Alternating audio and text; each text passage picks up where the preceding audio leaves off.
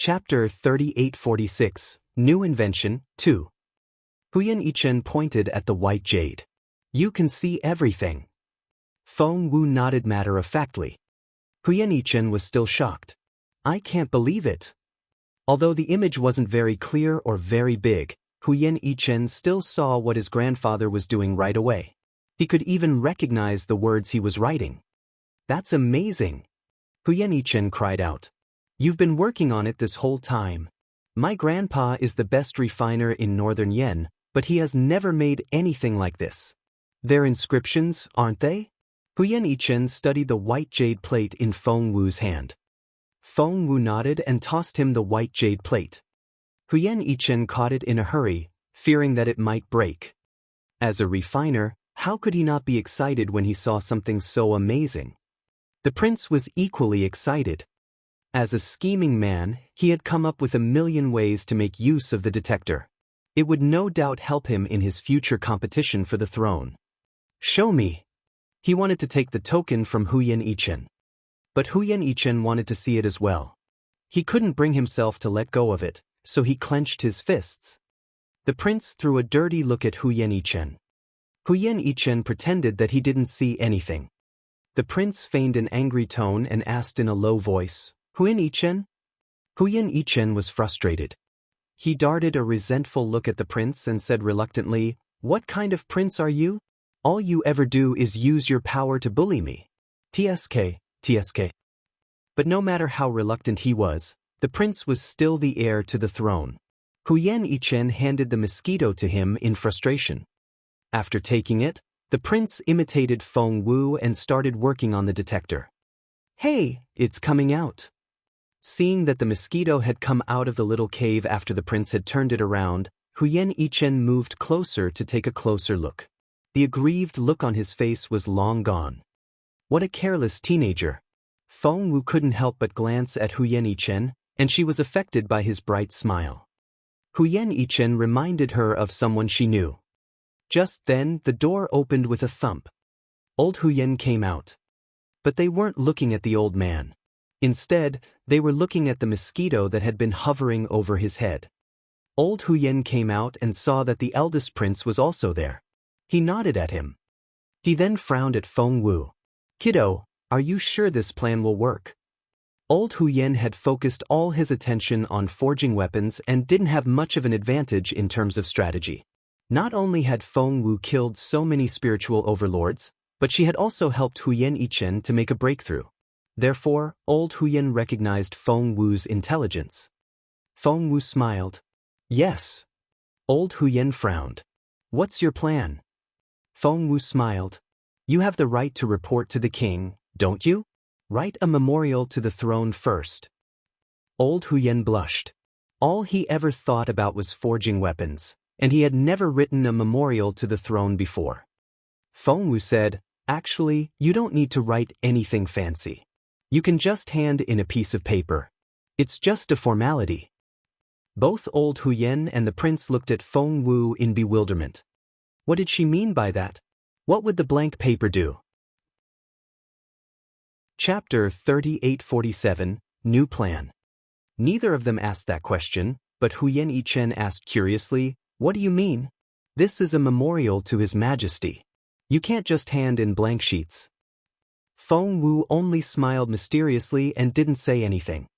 The less Feng Wu said, the more curious Huyan Yichen became. He nudged Feng Wu's arm and said anxiously, Just tell me. Having no other choice, Feng Wu sighed and waved at the three of them. Hence, the three of them gathered around and formed a circle. A few steps away, Quan Shi, the prince's personal guard, couldn't believe his eyes. Wasn't the prince supposed to be aloof and unapproachable? But now, he was eavesdropping with his back arched and his buttocks raised. Was he still the prince and the future king? Feng Wu had no idea what was going on in the guard's head. She summarized her plan in a few words. Huyan Yichen was the first to be astonished. You're making such a big deal out of this. Huyan Yichen looked at Feng Wu as if he was looking at a god. His eyes were twinkling with admiration. Old Huyan's face darkened, and he waved his hand. No! Huyan Yichen was about to speak, but Feng Wu beat him to it. Feng Wu glanced at old Huyen. I didn't ask for your opinion. Old Huyen glared at Feng Wu. Feng Wu said casually, I'm only telling you the plan. Old Huyen flared up. Who gave you the right to specify this plan? Feng Wu said, myself. Old Huyen smirked. Yourself? You're just a good-for-nothing with no spiritual essence. What kind of capability do you have? Feng Wu only smiled at him. Old Huyen suddenly realized that although the girl wasn't capable, she had already proved how lethal she was. She was indeed terrifying. Ahem. What I'm saying is that we can think about it. Old Huyen's tone softened a little. Huyen Yichen gave the old man a strange look. The old man had always been a stubborn man, but he had just given in. What an eye-opener. Huyen Yichen admired Feng Wu even more now. How could she be so capable? The old man glanced at the prince, indicating that it was time for him to intervene. After all, Feng Wu's plan would scare the wits out of anyone. She was so bold. However, the prince only smiled and said to Feng Wu, I think it'll work. What? Old Huyen stared at the prince in disbelief. The prince smiled a little and nodded at old Huyen. We'll give it a go. Old Huyen was so angry that he almost had an internal injury. Just then, his favorite grandson chimed in, his eyes twinkling. Grandpa, I think so too. Old Huyen was furious. What are you? Just then, Feng Wu chuckled. Are you sure you don't want to clean up the mess? Old Huyen stared at Feng Wu in bewilderment. Afraid of getting hit, his grandson had already run up to Feng Wu. He stuck his head out and looked at old Huyen. That's right, Grandpa. Your room is covered with waste paper. Is it that difficult to write a memorial to the throne?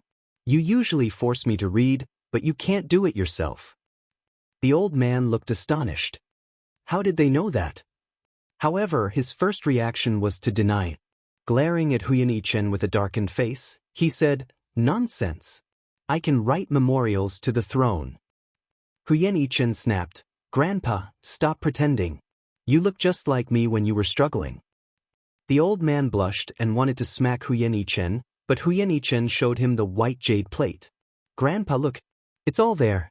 We saw everything. Old Huyen was dumbfounded when he saw the image on the white jade plate. Because the mosquito was hovering over his head, he saw himself. He looked from Feng Wu to Huyen Yichen. What's going on? This is... The old man spun around in excitement. As a top-notch weapon refiner, he knew much better than Huyen Yichen did. He knew exactly how amazing this thing was. Do you want to? Old Huyen stared at Feng Wu. Feng Wu nodded earnestly. Old Huyen said, That's why you're so sure. But someone still needs to. Feng Wu operated the jade plate, and with a thump, flames shot out.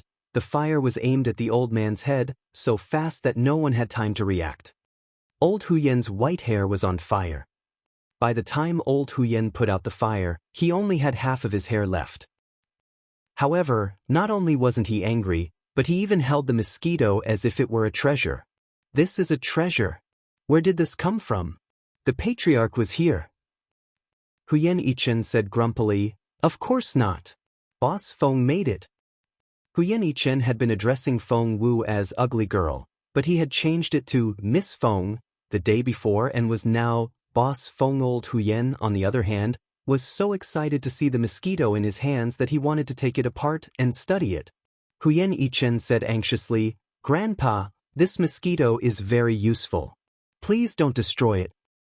Old Huyen asked, Are there more? Huyen Yichen looked at Feng Wu. Feng Wu shook her head.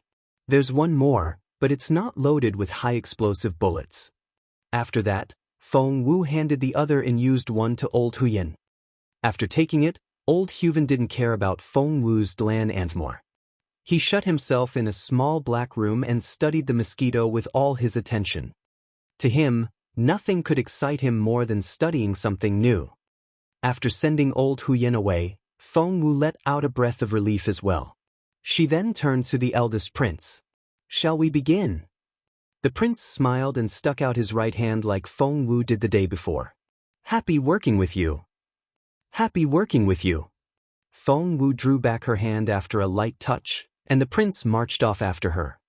He would be the one to carry out the plan. According to Feng Wu, if this could happen, Princess Rao, who had lost some of her strength, would suffer a huge loss. Chapter 3848, Ongoing 1. In the royal palace of Northern Yen, Princess Rao entered the palace. She went to the imperial study first and was stopped at the door because His Majesty was going through the memorials and no one was to disturb him. Princess Rao's face was as calm as still water. She then whispered something in the eunuch's ear. However, the young eunuch shook his head with a pale face. Princess Rao frowned and said coldly, "His Majesty will leave when the time comes." Hearing that, the young eunuch finally nodded, as if he was ready to die. Seeing that he had stiffened and slowed down, Princess Rao warned him, "If you tell anyone, you'll be decapitated." The young eunuch shuddered. He then straightened his back and moved naturally. After that, Princess Rao quickly went to see her mother. The queen was sipping her tea, and the atmosphere in the palace was very peaceful. However, when Princess Rao told her about the current situation, the queen frowned. "Is that true?" Princess Rao didn't behave like a peacock in front of the queen. Instead, she looked very innocent. The queen was sitting, and Princess Rao knelt down in front of her. She buried her face in the queen's palm and said, "Mother, all 7 spiritual overlords are dead. Huyen Yichen still won't let me go. He's going to report to my father." "Mother, Huyen Yichen isn't capable enough to do that." The queen didn't seem flustered at all. She remained unperturbed. After taking a sip of her tea, she said with a grim look on her face, "The eldest prince is involved now. He's the only one who's capable enough to do that. He's also the one who wants to take you down." "Mother, I don't think my brother is the only one. There's also that mysterious girl." The ordinary-looking girl appeared in Princess Rao's mind. She wasn't all that stunning, but her eyes were like twinkling stars in the night sky. Hence, she told the king about the girl who had shown up in the shop, but the queen didn't think much of it. She's just a girl with no spiritual essence. What's important is to hush this thing up. The queen stared at Princess Rao. "What are you going to do?" Princess Rao said, "What happened. Huyen Yichen and my brother were the witnesses. It was said that the head of the punishment office went to examine the scene, and they have all 7 dead spiritual overlords. The head has sent a memorial to the throne, and it can blow up at any moment." The queen's face darkened. Princess Rao said, "We have 2 options now. One is to admit to my father what I've done, but I'm sure he won't forgive me that easily. The second option is to burn the memorial." Empress Dugu said, "Even if we do that, the office head can always write another one." Princess Rao said, "I'll go see him myself and ask him to stall for a few days. I'm sure it'll work." Empress Dugu asked, "What about Huyen Yichen or your brother? Are they going to wait?" Princess Rao said, "I just need a few more days. How about—" She whispered something in the queen's ear. "How dare you!" The queen smacked the table and glared at Princess Rao. Princess Rao immediately knelt down and put on a pitiful look. The queen threw a dirty look at her. Princess Rao tugged at the queen's sleeve. "Mother, I'll be fine when the patriarch comes out of his seclusion. I'll be fine when I have the pill for my birthday." Chapter 3849, Ongoing 2. The queen took a deep breath. "That's enough. Get up." Princess Rao smiled with tears in her eyes. "Mother, would you like to help?" The queen jabbed a finger in her forehead. "If I don't help you, who am I going to help? Your brother?" After that, the queen gave some instructions to her maid, who nodded and quickly walked away. Princess Rao said, "Mother, The queen said, "Your father dotes on concubine May these days. Let her go." "Mother, that's brilliant." Princess Rao was over the moon. As expected, after Lady May coaxed the king away, the study was empty. Princess Rao finally let out a breath of relief and told her mother, "Mother, don't worry. I've arranged for someone in the study to burn the memorials. As for father, Mother, how about you let him stay sick for a few days? When that happens, My brother and Huyen Yichen won't dare to disturb him, and the office head can only postpone the investigation indefinitely. The Empress frowned. Your father isn't just anyone. I'm afraid that ordinary medicine. Just then, Princess Rao took a potion out of her chest pocket and handed it to the queen. The queen was confused. What's that? It's a semi-divine potion, said Princess Rao in a low voice. Let him drink it and he'll. The queen didn't like the idea, but Princess Rao kept persuading her and said, My father is with concubine May. Even if something happens, concubine May will be the one to answer for it. So, mother, what are you afraid of? The queen agreed. If she could get rid of concubine May with this incident.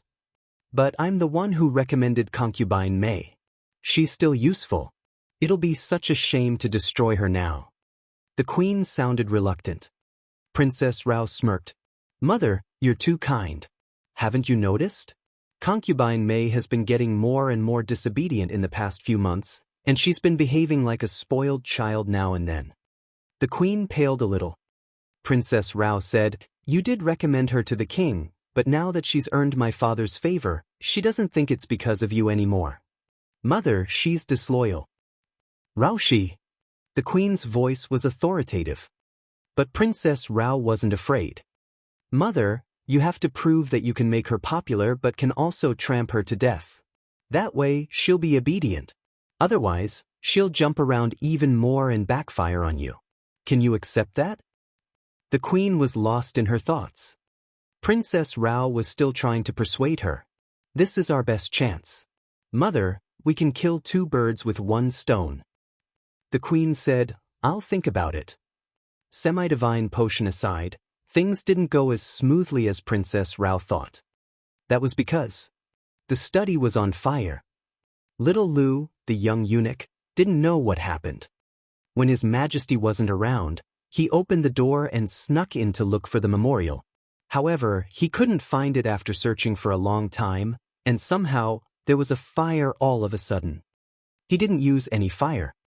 Why was the room on fire all of a sudden? Little Lu was confused. Apart from him, there was only 1 mosquito flying around. To make it worse, when he tried to run, he realized that the door was locked. There was no way he could get away. Gosh! Little Lu thought he was going to lose his mind. Flames quickly swept across the study, which was filled with flammable paper and wood. Chapter 3850, Northern Yen Palace. The Queen and Princess Rao rose to their feet when they heard the news. The Queen threw a dirty look at Princess Rao. Did you order someone to burn down the study? Things would get out of hand if the study was burnt down. This wasn't a small matter anymore. It was a matter of great importance. All the officials would be involved and it would get out of hand. Princess Rao was equally dumbfounded. She couldn't understand it. Everything had been going smoothly for her until recently. Now, nothing seemed to go as planned. Everything seemed to have changed since she started targeting Feng Wu. The Queen threw a dirty look at Princess Rao. You really didn't order the imperial study to be burnt down. Princess Rao tried to explain. Mother, why should I burn the study? What good will it do for me? The Queen agreed, but it was still troublesome. Get rid of that eunuch before you're incriminated. She cast a stern look at Princess Rao. Princess Rao nodded and was about to get down to business, but Empress Dugu stopped her. Forget it. I'll take care of everything in the palace. Just stay out of it and pretend you don't know anything. Princess Rao immediately went up to the Queen and held her arm. Mother, I know you're the best. When I become the crown princess, I'll share Northern Yen with you. The Queen liked the sound of that. She nodded with a smile. However, the eldest prince was behind this, and it wouldn't be so easy for the Queen to get rid of him. The more she tried, the more mistakes she would make. The eldest prince had never been so happy. Ever since his father put him on the same level as Princess Rao, he had been having a hard time. Princess Rao had the Queen and the patriarch behind her, but he had no one but himself. As a result, he had been losing ground this whole time.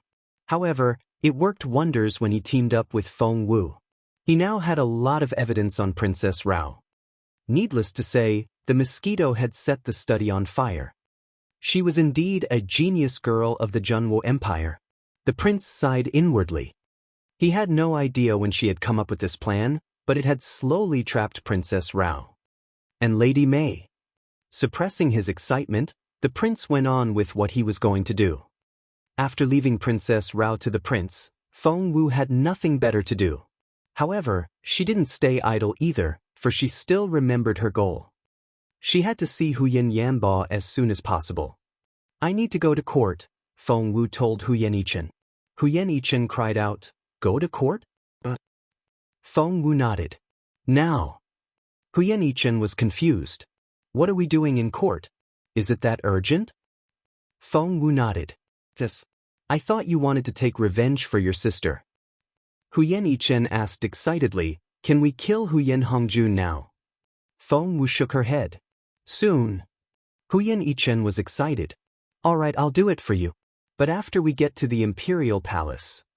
Feng Wu said, Just send me to the prince. Feng Wu could have gone to court herself if she took a little risk, but since she had other means, why should she? Huyen Yichen went off to work, and he came back to report to Feng Wu 5 minutes later. Chapter 3851, Northern Yen Palace, 2. Huyen Yichen was ready in 5 minutes. He told Feng Wu that she could go to court now.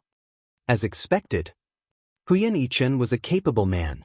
He escorted Feng Wu to the eldest prince. The prince was surprised to see Feng Wu, but with his capability he could arrange for Feng Wu to stay with him. Just pretend to be my maid, said the prince. Feng Wu nodded. However, he was still curious. Why are you in such a hurry to go to court in the middle of the night? Feng Wu said simply, I'm waiting for someone. The prince asked, Who are we waiting for? Feng Wu smiled. Your patriarch, of course. Both the prince and Huyen Yichen stared at Feng Wu in astonishment. They trusted Feng Wu's capability, so they knew that she wasn't lying. If she said she was waiting for something, she probably was. The patriarch will be here today? How? The prince shook his head. Feng Wu glanced at him and said, Keep an eye on your father tonight. The prince's stomach lurched. My father? Before Feng Wu could say anything, she heard an anxious voice a short distance away. Master, quickly, come to the plum garden. It was a young eunuch sent by the eldest prince. The prince couldn't help but glance at Feng Wu. Feng Wu nodded. I'm coming with you. The prince was about to say something when Feng Wu grinned. I'm a good doctor. I'm a semi-divine medicine refiner. Gosh. Both the prince and Huyen Yichen coughed. Huyen Yichen said grumpily, I would believe you if you said you were a supreme-level medicine refiner, but a semi-divine one? Don't make me laugh. Feng Wu shrugged. She wasn't joking this time, but the others didn't believe her. The prince quickly led Feng Wu toward Lady May's courtyard. Before they entered, they heard Lady May sobbing. I have no idea. His Majesty just suddenly. It was all my fault. She kept talking between broken sobs. Because of the fire in the study and the sudden stroke of the Northern Yen King, the imperial palace was in a mess. Many physicians were already treating the king when the prince went in, but they were all too terrified to do anything. Although the king had had a stroke, he was still conscious. He was staring at them with his terrifying eyes. The queen didn't expect this either. She had never expected that the potion would give the king a stroke. As a matter of fact, the king hadn't appointed an heir yet, and the patriarch had never mentioned that Princess Rao had gained his support. The princess had always been the one to talk about it. However, the officials were obviously on the prince's side. Therefore, it wouldn't do Princess Rao any good if the king died. The queen's face was livid, and the look she gave Princess Rao was rather frightening. Princess Rao was dumbfounded. Wasn't it a semi-divine potion? She had spent a small fortune on it to keep her father unconscious for a few days. That way, all eyes would be on her father's illness, and no one would bother him over such a petty matter. It was all part of Princess Rao's plan, but the king was indeed sick. He had a stroke and was physically paralyzed. However, his eyes were so wide open that he looked like he wanted to eat someone alive. Chapter 3852, Meet the Patriarch, 1. King Yen was furious. He had no idea what was going on. He only came here to take a break at Concubine May's place when he heard that the study was on fire. He had to go to study as soon as he received the news, but somehow, he fell out of bed. Not only did he crack his head, but he couldn't move either. It was as if he had had a stroke. Had he really had a stroke? The thought made the king uneasy, but the physicians didn't know what to do. Not only that, but they also tried to shirk responsibility from each other. No one dared to step out to take the blame, which infuriated the king. Even with the queen here, things didn't get any better. The king's eyes lit up when he thought of a certain person. He then stared at Princess Rao. Princess Rao didn't understand at first. She knelt in front of the king, held his hand and cried. The king was frustrated. He could barely move his eyes, but after trying his best, he only managed to twitch an eyelash. As it turned out, Princess Rao didn't understand at all. How stupid could she be? The eldest prince seemed to realize something and asked gingerly, "Father, do you mean that you want the patriarch to come here?" The king's eyelashes quivered again. It was very difficult to meet the patriarch, even for the king. But now that he was like this, the only person that could save him was the patriarch. Princess Rao immediately realized what he wanted. That's right. The patriarch is invincible. I'm sure he'll know what to do. I'm sure he can save my father. Wiping away her tears, Princess Rao looked at the king in delight. "Father, please wait. I'll go to the patriarch now. If he doesn't come, I'll kneel and kowtow until he comes with me." The king was so pleased that his eyelashes quivered again. "I'll go now." Princess Rao soon left. Meanwhile, the queen let out a breath of relief. As long as the patriarch was here, he would be able to save His Majesty. Moreover, after His Majesty was saved, half of the credit would go to Raoshi, which would benefit her greatly. At that thought, the queen smiled even wider. She had already forgotten that it was the eldest prince who had reminded her to bring the patriarch here. Meanwhile, the prince looked confused. It was obvious that the arrival of the patriarch would benefit Raoshi, but why did Feng Wu say that it would benefit him this time? That was right. Feng Wu had reminded him on their way here. Raoshi returned sooner than they expected. The king looked past her shoulder. Right now, Raoshi was all by herself. There was no one behind her. Was the patriarch not coming? The king panicked a little. He wasn't the only one. The others panicked as well. Was the patriarch away, or was he unable to treat the king? No one thought that it was the second possibility because he was omnipotent. However, the first thing Raoshi said was, "The patriarch is in the tower, but he said he wasn't coming and that we should send my father to him." No one noticed that little Zhao, the king's eunuch, had been dragged to a corner. Chapter 3853, Meet the Patriarch, 2. Feng Wu reacted quickly. She had planned for so long just to meet that legendary patriarch. She had thought that the patriarch would come here to treat the king, but the old man was more respected than she had expected. He had asked the apoplexy-stricken king to go to him. Under normal circumstances, Feng Wu wouldn't be able to get in. She could only see the old man if she became someone close to the king. Feng Wu had been lying in wait since the first time she met Princess Rao. No, she hadn't started even before meeting the princess, but it was time to take action. Soon, Feng Wu disguised herself as little Zhao, and the real one was hidden away by the eldest prince's men. That was how convenient it was to have someone in court. The eldest prince wasn't included in the group that headed for the tower. Thanks to Princess Rao's subtle hints over the years, everyone had come to the conclusion that she was the closest to the patriarch, who didn't like the eldest prince at all. In the end, the queen, Princess Rao, and a few eunuchs and maids went with the king. Little Zhao, whom Feng Wu had impersonated, was among them. Soon, they arrived at the tower. The tower that wasn't open to outsiders had countless seals, and ordinary people couldn't get in. Right now, there was a giant eagle that was as tall as a grown man. It stood on its hind legs and stared coldly at the crowd. The seals on the door had been lifted, but the eagle wasn't happy to see so many people. It spoke in human language and sounded impatient. No. There are too many people. The queen stepped out and smiled obsequiously. We've left quite a few people behind so that we won't disturb the patriarch. How about? However, the eagle reprimanded her without hesitation. Aren't you going to disturb all these people?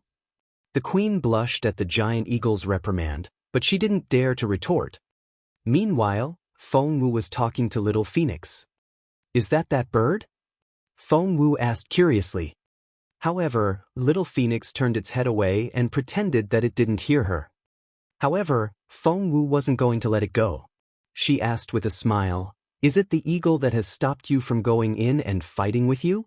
Little Phoenix looked embarrassed and ignored Feng Wu. Feng Wu was laughing inwardly. By then, the eagle had finished scolding the queen and told them, no more than 3. 3? That included the king. That was to say, apart from the king, only 2 people could go in. Both the king and Princess Rao had to go in. As for the rest of the people, Princess Rao smiled obsequiously. Grandpa Eagle, when are we going to come out? Do we need to go into seclusion? The giant eagle didn't like Princess Rao much and said coldly, You're coming out when the king recovers. Do you want to leave alone? Opening the seal is a big deal. Princess Rao was rendered speechless. Feng Wu looked at Princess Rao in bewilderment. That didn't sound right. According to Princess Rao, the patriarch doted on her. Why would his eagle scold her? Moreover, it didn't show her any respect and was only slightly better than when it spoke to the queen. It didn't take the princess long to make up her mind. She and the king would go in, and she would bring a maid with her. Of course, that was to take care of her father. Chapter 3854. Meet the Patriarch, 3. However, when Princess Rao lowered her head, she didn't see a young eunuch quickly approach the eagle and stuff something under its wing. A bribe? The giant eagle smirked inwardly. It wasn't the kind of eagle that could be bought off. However, the giant eagle's eyes lit up when it saw what it was, and it put it away with a straight face. It said, Only 2 people will come in. The king and you. After that, the giant eagle picked up one with each wing. One was the king, and the other one was Feng Wu. The seal began to close as soon as the giant eagle pulled the 2 of them in. By then, Princess Rao finally realized what had happened, but it was too late. Why is this happening? Princess Rao couldn't believe her eyes. She couldn't believe that the eagle had turned her away. The door quickly closed. Princess Rao and the queen looked at each other. It would be very difficult for them to go in now. The queen narrowed her eyes and gave Princess Rao a questioning look. Involuntarily, the princess lowered her gaze. The queen took a deep breath and fought back her anger. Luckily, they were all on the same side here, so there was no need to spread rumors. I'm sure His Majesty will be all right. The queen left 2 people outside the tower while she took Princess Rao back to the imperial palace. As for what the mother and daughter had discussed in the bedchamber behind closed doors, no one knew. All the maids in the imperial palace knew was that the queen had smashed a cup. Meanwhile, Feng Wu had been taken into the tower by the giant eagle, and the sealed door was closed. It was almost impossible for her to get out. Feng Wu was happy, but little Phoenix was dumbfounded. Are we in? Little Phoenix couldn't believe its eyes. Feng Wu said matter-of-factly, That's right. Little Phoenix said, And that princess isn't qualified to come in. Feng Wu said matter-of-factly, That's right. Little Phoenix said, Because you gave the ugly eagle something? Feng Wu chuckled. It's not just a little thing. It's something I found in the Hua family. Little Phoenix shook its head. Had it known that things would turn out this way, it would have saved Feng Wu all the trouble. So many things had happened, and so many things could have gone wrong. Little Phoenix was so frustrated. Feng Wu, on the other hand, didn't think Little Phoenix would bring itself to bribe the eagle. With her sharp eyes, Feng Wu could tell right away that the giant eagle was full of yang energy and that the yin energy was damaged. It just so happened that she had stolen a treasure from the Hua family's vault that could nourish the yin energy, which was why the giant eagle was over the moon. It treated Feng Wu better than it treated the king. It put Feng Wu down first before putting the king down on the bed, and Feng Wu could tell it wasn't as gentle when it handled the latter. This giant eagle was an interesting bird. Apart from a stone bed, there was nothing else in the spacious room. The king's eyes were still wide open. That was to say, he could see and sense everything, but he couldn't speak or move. Chapter 3855. Meet the Patriarch 4. Feng Wu wondered when the Patriarch would arrive. She was a little excited at the thought that she would soon meet her legendary sixth senior brother. Before long, the stone door opened on its own. Feng Wu and the giant eagle looked in the direction of the door. An old man with white hair and beard walked out of the door with an indifferent look on his face. The look in his eyes was so cold that no one dared to approach him. The giant eagle dared to scold the queen, but when the old man was around, it lowered its head obediently. "It's him! It's him!" Little Phoenix's excited voice rang out in Feng Wu's head, and it murmured, "But why is he like this? Why is he so old? He's as ugly as everyone else when he's old." Little Phoenix's last sentence almost amused Feng Wu, and she had to fight back her laughter. However, it still caught the Patriarch's attention. He turned his sharp gaze on Feng Wu. Feng Wu immediately lowered her head and didn't dare to make any unnecessary movements. The old man didn't pay much attention to Feng Wu. After all, she was playing a young eunuch now. The Patriarch walked up to the Emperor, examined him, and checked his pulse. Emperor Yen was relieved to see the Patriarch. The old man was omnipotent, so he was sure that he would be all right. However, he frowned as soon as he checked the king's pulse. Before long, he heaved a long sigh and shook his head. What was that supposed to mean? The old man said, "It's not easy to treat you." The king was dumbfounded. The old man shook his head again. "No one can cure you." The king was shocked. What happened to the omnipotent Patriarch? Was he going to stay this way forever?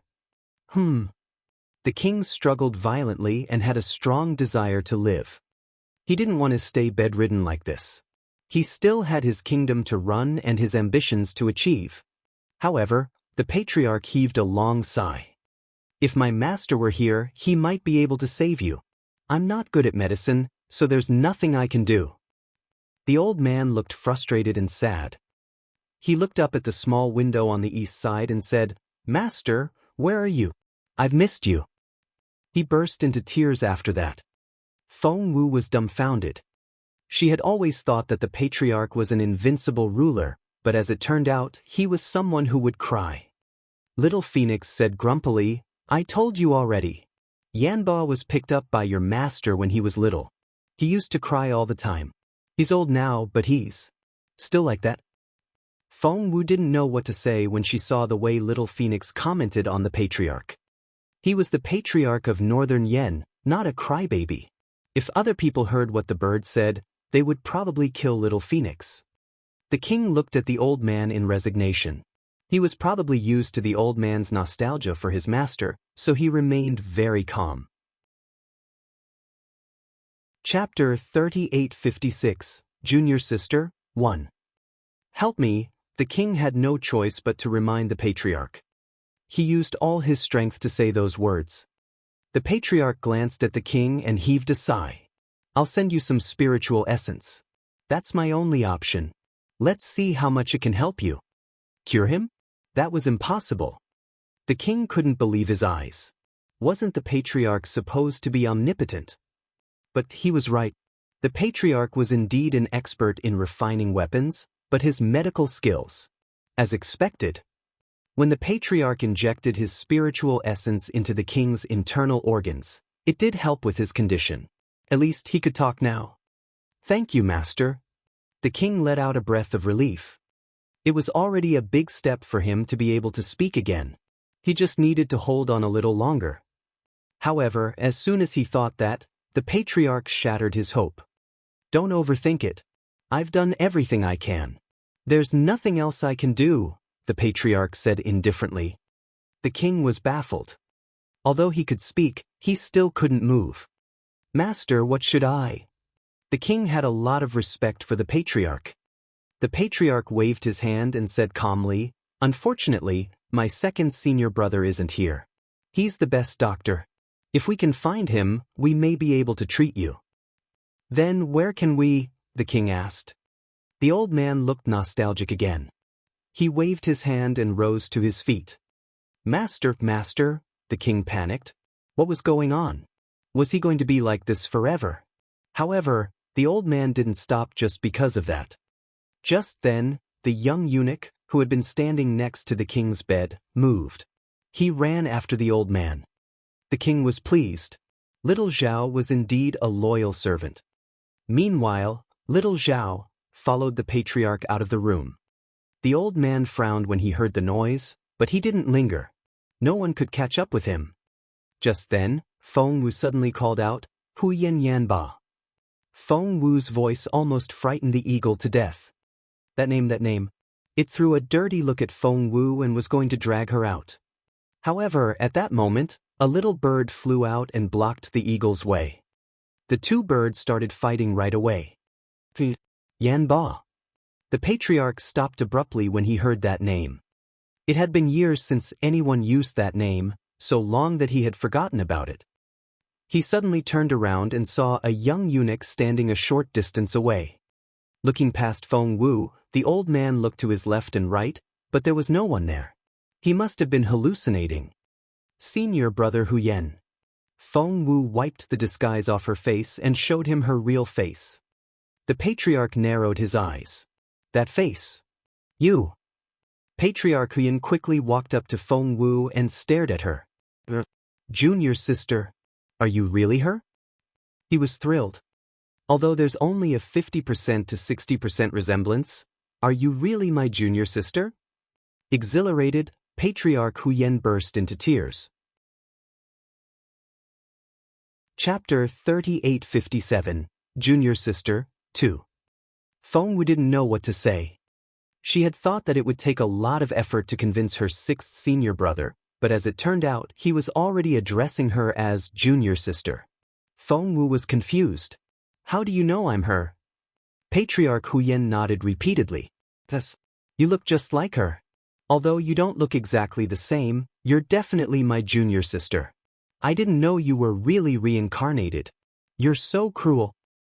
Feng Wu was dumbfounded. What reincarnation? What cruelty? She didn't understand. Feng Wu wanted to ask more questions, but Master Hu Yan suddenly stopped and smiled bitterly. "Oh my, what am I talking about?" Feng Wu looked at him in bewilderment. Patriarch Hu Yan waved his hands repeatedly. "The secrets of heaven can't be divulged. If that happens, my master will kill me when he comes back. By the way." Patriarch Hu Yan's eyes lit up. Grabbing Feng Wu, he asked excitedly, "Junior sister, where's my master?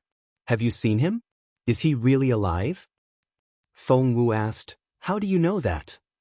Patriarch Hu Yan said excitedly, "My master is invincible and omnipotent.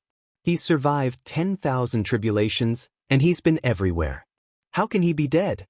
Even if everyone in this world is dead, he's still alive." Feng Wu thought, "This old man is such a loyal fan of my beautiful master."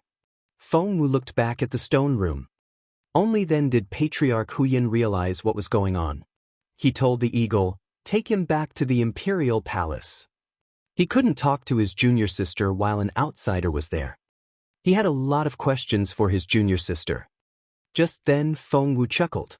"If we send the king out, everyone will know that their patriarch isn't omnipotent." The old man said grumpily, "I never am. They can say whatever they want." Feng Wu said, "Isn't that a humiliation to our sect?"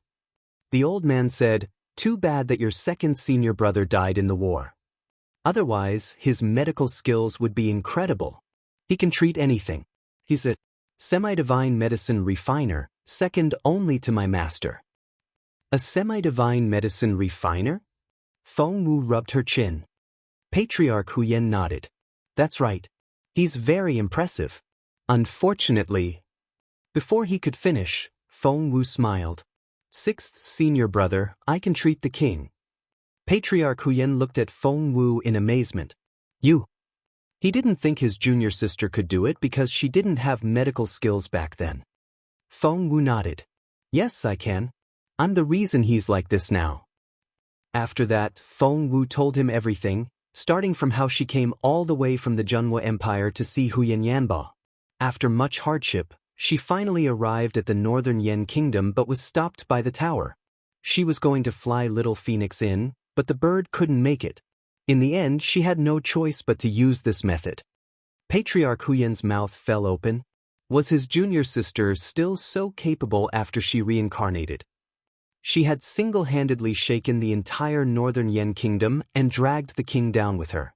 That was incredible. Wait, Brother Phoenix.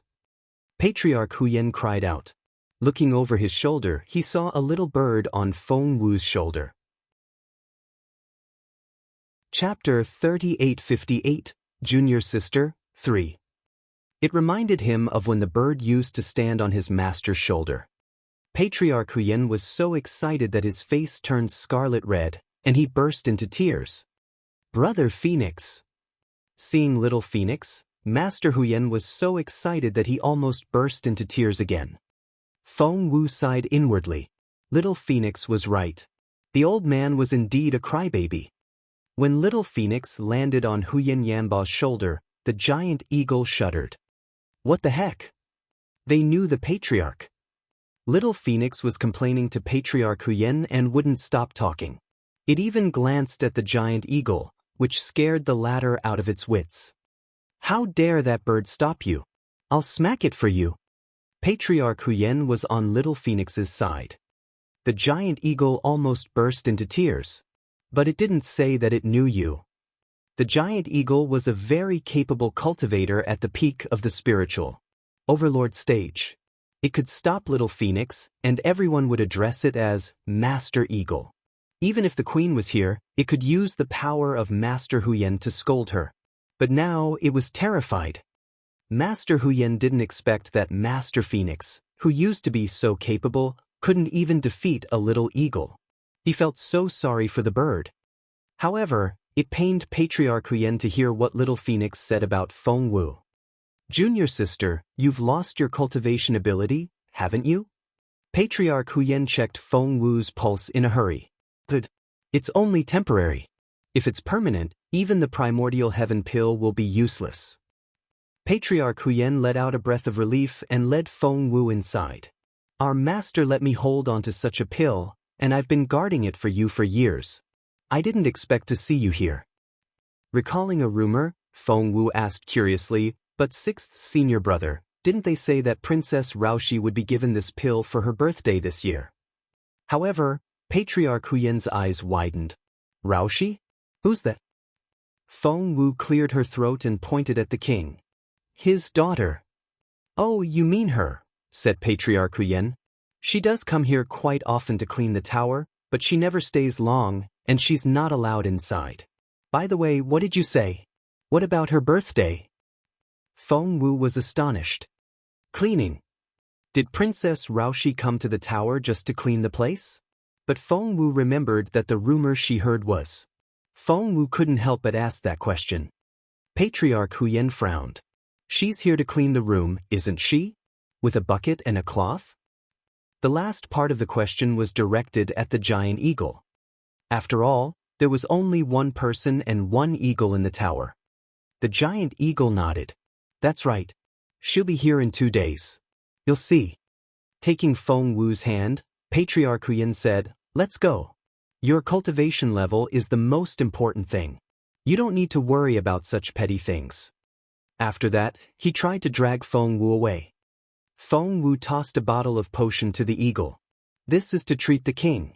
1 dose a day, and he'll be fine in 3 days. The giant eagle immediately said yes. Patriarch Huyan, on the other hand, didn't have time for such petty things. Ever since Feng Wu showed up, he had been paying all his attention to her. All he could think of was how to help Feng Wu recover her ability and improve her physical strength. Chapter 3859, Junior Sister, 4. Here we go. Patriarch Huyan smacked his own head. How could I have forgotten about it? The pill is meant for you. Let's go. He dragged Feng Wu away. In the main hall, Patriarch Huyen checked Feng Wu's pulse again and let out a breath of relief. Good. You'll be back to normal in 3 days. After that, he took out the treasure he had been keeping for years and handed it to Feng Wu. This is the primary heaven pill. Take it. Feng Wu finally saw the legendary pill. It was the size of a baby's fist and was as fair and plump as a steamed bun. However, the dense spiritual essence was almost spilling out of the pill. One breath and Feng Wu felt as if all her cells had been activated. The spiritual essence was so dense that it seemed to reach her soul. Feng Wu looked at the patriarch in amazement. Should I swallow it? Shaking his head, Patriarch Huyen said earnestly, hold it in your hand and slowly bring the spiritual essence into your meridians. That's not enough. In the end, you'll have to integrate it into your body. When that happens, His eyes lit up. When that happens, you'll be as brilliant as a star. Junior sister, this is the only primary heaven pill in the world. My master made it himself. There's no second one. Feng Wu suddenly became curious. Rumor has it that the pill will die down in a few days, and the effect will start to wear off. So, everyone is saying that you're going to give it to Princess Raoshi. Is that just a rumor? Patriarch Huyen said grumpily, no matter how weak the pill becomes, it's still a divine-level pill. If you weren't here, why would I give it to someone else? I can take it myself.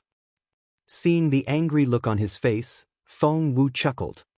Princess Raoshi's behavior reminded her of someone else. Don't overthink it.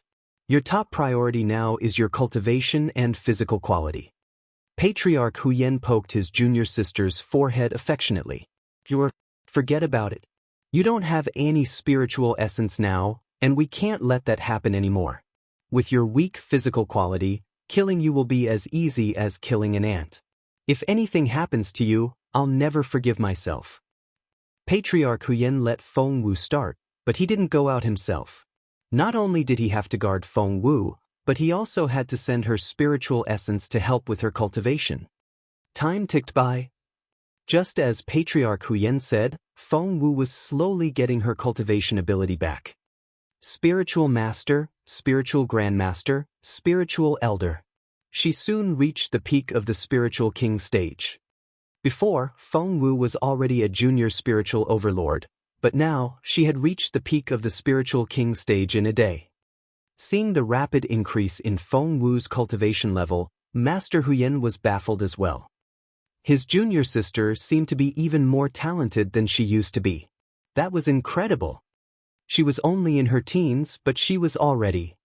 However, before he knew it, Feng Wu had become a junior spiritual overlord. Master Huyen was speechless. He had expected that the girl would only become a junior spiritual overlord at most, but to his surprise, Feng Wu's cultivation level was still rising. Chapter 3860, Peak Spiritual Overlord, 1. After surpassing the junior spiritual overlord stage, Feng Wu's cultivation level was still rising. Patriarch Huyen cried out inwardly. That girl was incredible. She had recovered so much in one go. Patriarch Huyen only let out a breath of relief when he saw that the pill in Feng Wu's hand was almost gone. He was worried that the girl would break through to the spiritual saint stage in one go. If that was the case, she wouldn't be able to keep up with her cultivation. He hoped that she wouldn't explode. As expected, Feng Wu stopped when she reached the peak of the spiritual overlord stage. And she had just used up the pill. A little more. She just needed a little more to reach the spiritual saint stage, didn't she? Patriarch Huyen thought to himself. It only took Feng Wu a day to go from a good-for-nothing to a peak spiritual overlord. All she needed to do now was to consolidate her physical quality. With Patriarch Huyen's help, Feng Wu began to train her physical body. The primary heaven pill was indeed the best pill in the world. Not only did it restore Feng Wu's spiritual essence, but it was also quickly tempering her body. Feng Wu had refined the muscles, tendons, and skin beforehand, and she was working on her bones now. Hearing the cracking sounds in Feng Wu's bones, Patriarch Huyen almost couldn't sit still. That was fast. From Patriarch Huyen's past experience, although the primary heaven pill was powerful, it shouldn't have taken effect so fast. It had only been a short while, but she had already finished refining her bones. Other people might not be able to do it even after years. After that, Patriarch Huyen watched as Feng Wu moved on to her internal organs. The internal organs were a very fragile part of the human body, and it was extremely difficult to cultivate that part. But Feng Wu, Patriarch Huyen was dumbfounded again. The girl went on smoothly. In a matter of hours, her internal organs had been turned into iron walls. Normal people wouldn't be able to destroy her internal organs so easily. According to Patriarch Huyen's estimation, Feng Wu's physical cultivation level was about the same as that of a spiritual overlord. That was to say, if a junior spiritual overlord took action, Feng Wu would be invincible and the opponent wouldn't be able to break through her defense. To Patriarch Huyen's disbelief, the girl went on. After refining his bones and internal organs, she began to refine her marrow. It was common knowledge that bones were easy to build, but cultivating the bone marrow was unbelievably difficult. The difficulty of reaching the intermediate level of the spiritual overlord stage was equivalent to that of refining one's marrow. Feng Wu closed her eyes again and focused on her refinement. Her face had gone ghastly pale. "You'll be drained if you keep refining it. You can't do it anymore." Patriarch Huyen was worried about the girl. No matter how talented a person was or how exquisite the medicine was, they couldn't withstand such hard work. However, Feng Wu wouldn't listen to him. "The primary heaven pill is such a rare opportunity that it'll be better if I can make some progress as soon as possible. The Northern Yen Kingdom is too dangerous for me."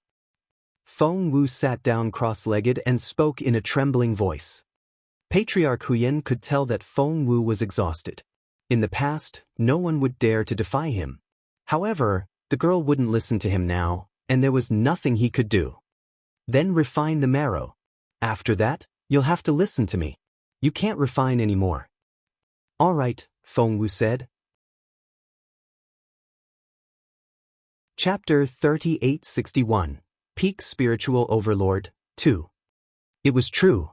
By the time Feng Wu finished refining the marrow, most of the spiritual essence she had accumulated was gone. Luckily, the effect of the primary heaven pill was still there. Feng Wu closed her eyes and worked on her recovery. For the past 3 days, Patriarch Huyen had been taking care of Feng Wu and injected a lot of spiritual essence into her. He had turned paler, and his smooth face had wrinkles on it. He looked 5 years older. However, Patriarch Huyen didn't seem to mind at all. He only smiled at the girl in satisfaction. That was great. He had thought that he was all alone in this world, but he had never expected to have such a family member. All the more reason for him to stay alive and protect this girl. His master would be so sorry if she was bullied. 3 days later, Feng Wu finally finished her cultivation and slowly opened her eyes. "That's amazing." Patriarch Huyen gave Feng Wu a thumbs up. Feng Wu had examined her own body. She had reached the peak of the spiritual overlord stage and had refined her bone marrow. That was such a big improvement. Feng Wu was elated. She hadn't suffered for nothing after all. The journey with the Gao family had been slow, but it had been safe. Moreover, she had been able to be involved in ordinary people's lives. Hence, she had learned a lot, which was why she was able to reach the peak of the spiritual overlord stage so quickly. Little Phoenix was amazed when it saw Feng Wu. It ran around her and cried out, "A spiritual overlord? You're a peak spiritual overlord already?" Little Phoenix cried out in excitement. That was true. Feng Wu was only a junior spiritual overlord when she left the Junhua Empire a few months ago. When Jun Linyuan was around, she had a wonderful time. Without Jun Linyuan, her life was miserable. She was hunted everywhere, and she ran as fast as she could. Finally, she was a peak spiritual overlord. The bird was a peak spiritual overlord, and so was Feng Wu. Only a handful of people in this world could hunt them down now. Little Phoenix was thrilled. One day, the bird would become Master Phoenix again. Feng Sun will cry his eyes out if he knows what you're capable of now, Little Phoenix added. Feng Wu cleared her throat uneasily. Feng Wu remembered that Feng Sun was indeed a junior spiritual overlord. Back in the Peace Grassland, Feng Sun was a rank higher than her. If she went to the Peace Grassland now? At that thought, Feng Wu was intrigued. Patriarch Huyen looked at Feng Wu in amazement. You used to be a junior spiritual overlord. Feng Wu nodded. Patriarch Huyen stroked his beard.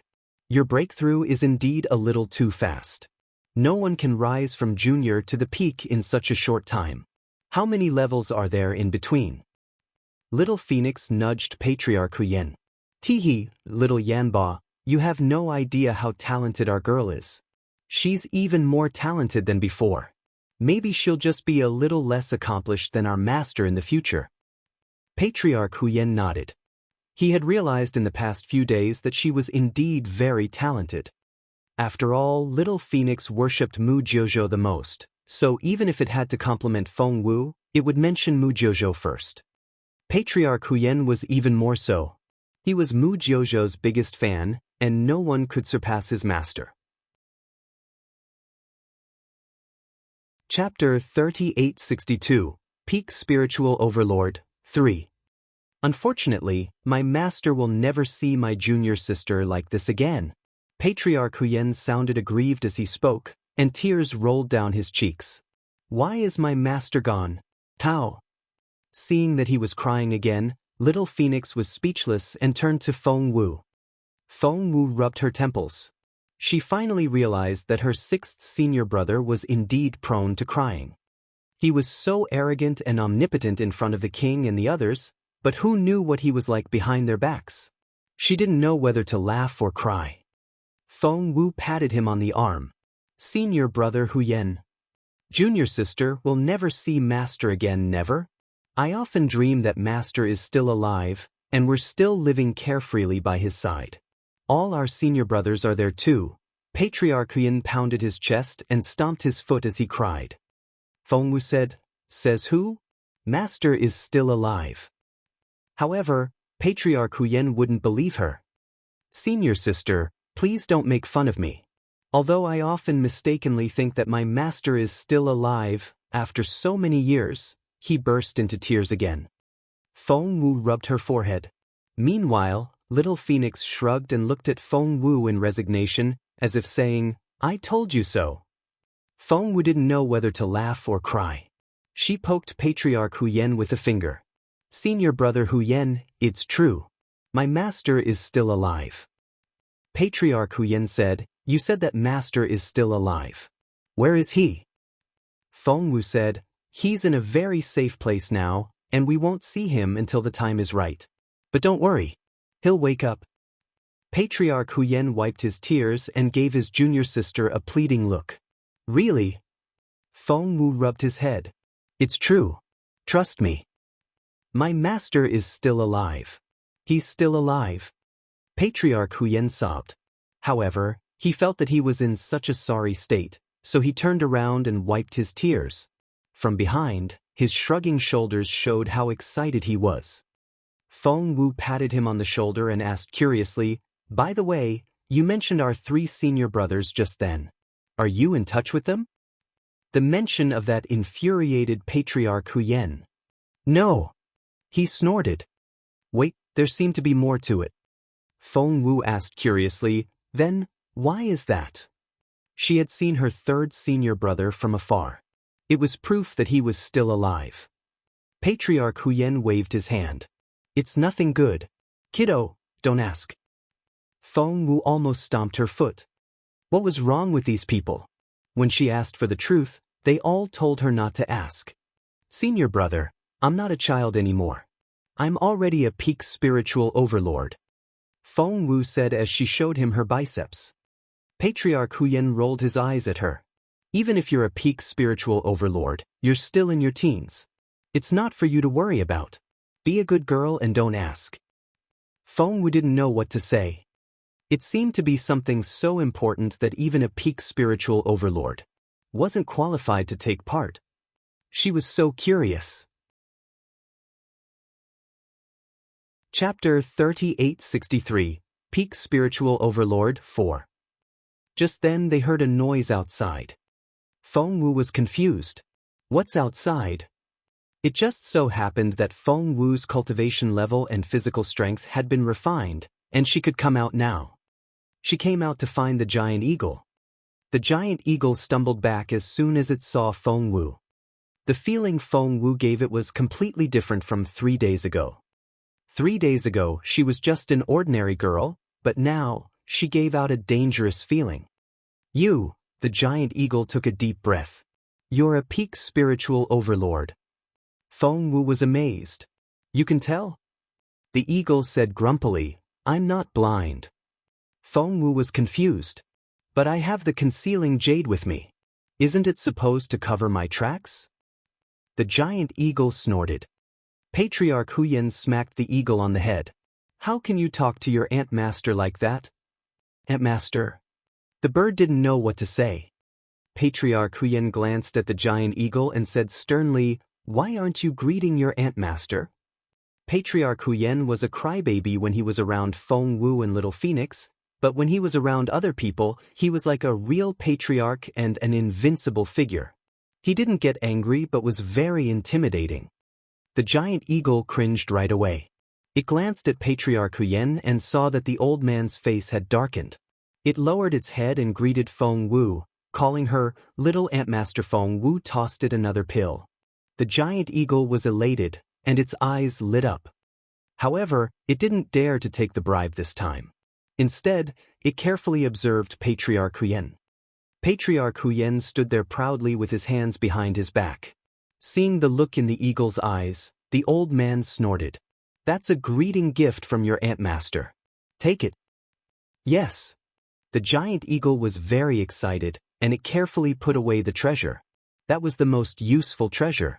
Little Ant Master was the best. The giant eagle didn't think that there was anything wrong with a senior being intimidated by a teenage kid. Frustrated, Little Phoenix nudged Patriarch Huyan with its wings.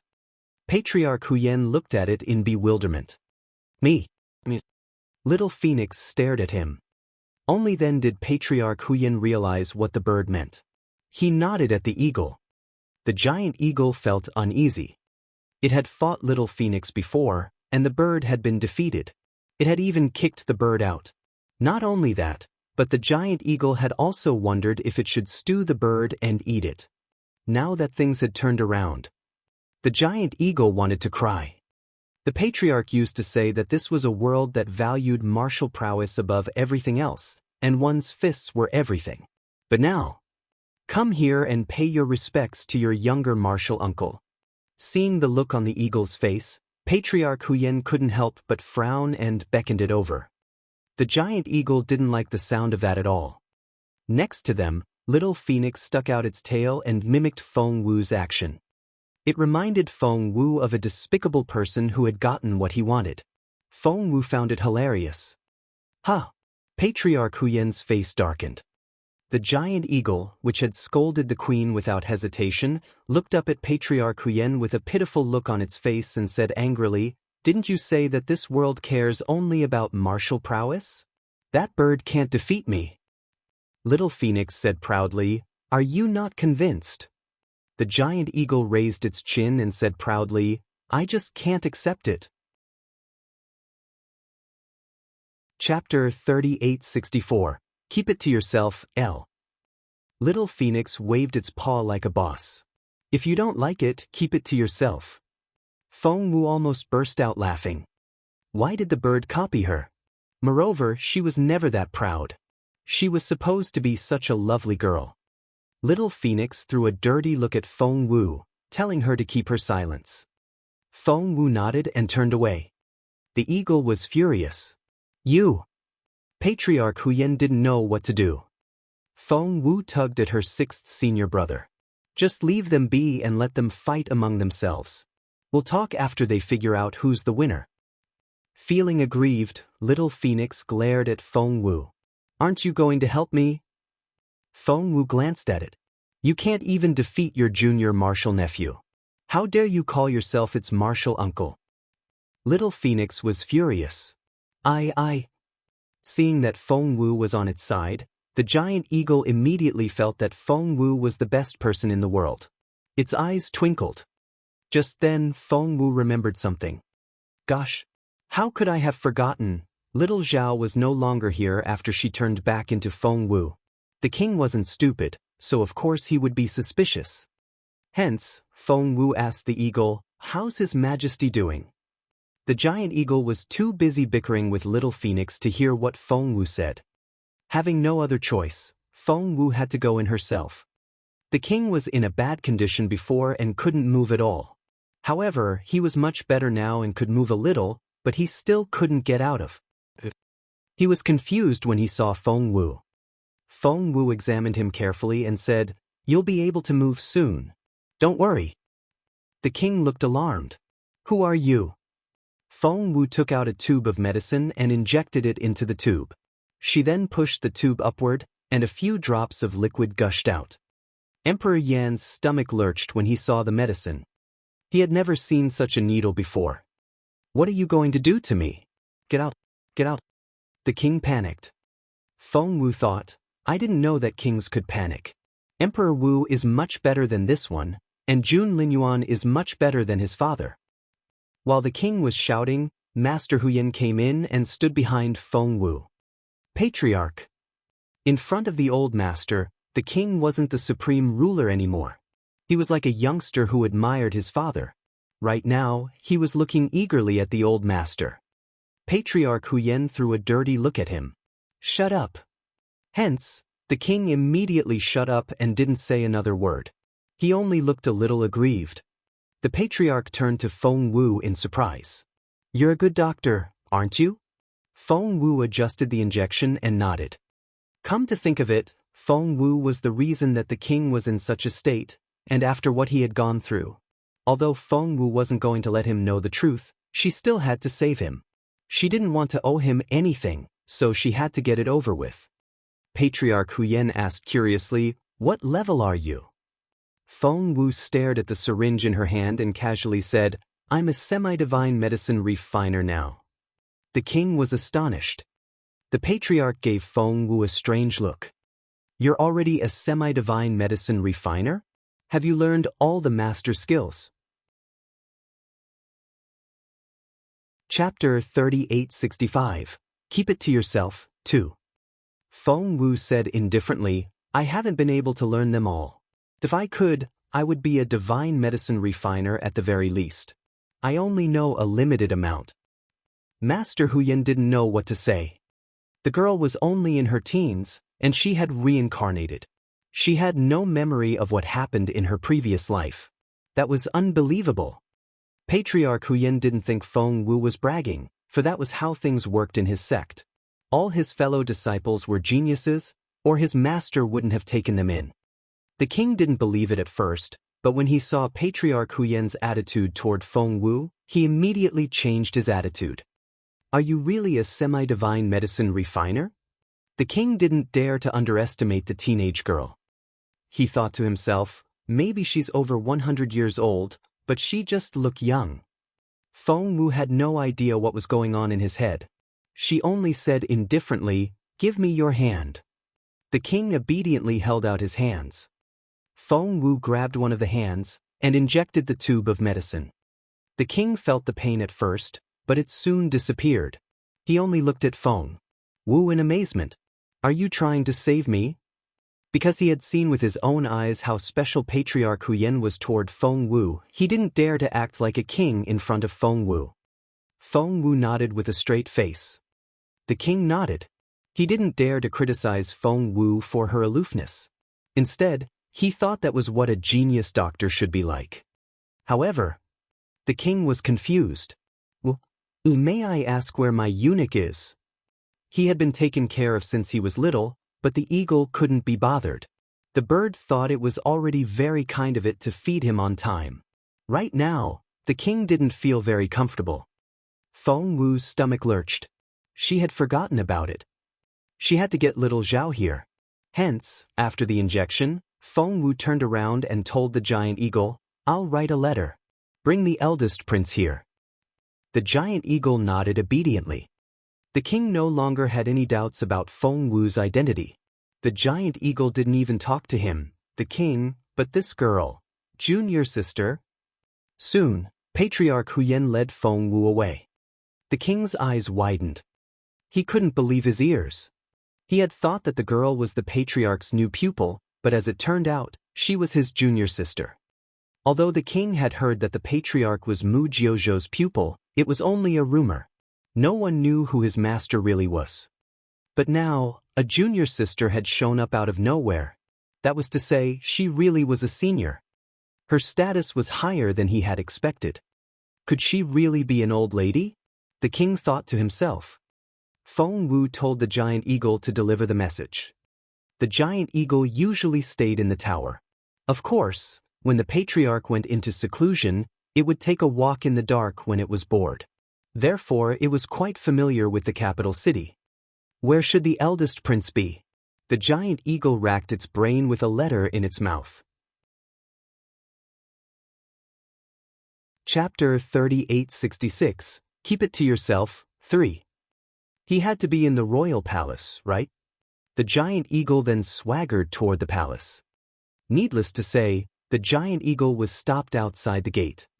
But Patriarch Huyen's spiritual pet was a different story. It leaped over the gate and headed for the inner courtyard of the imperial palace. The guards at the gate were worried sick.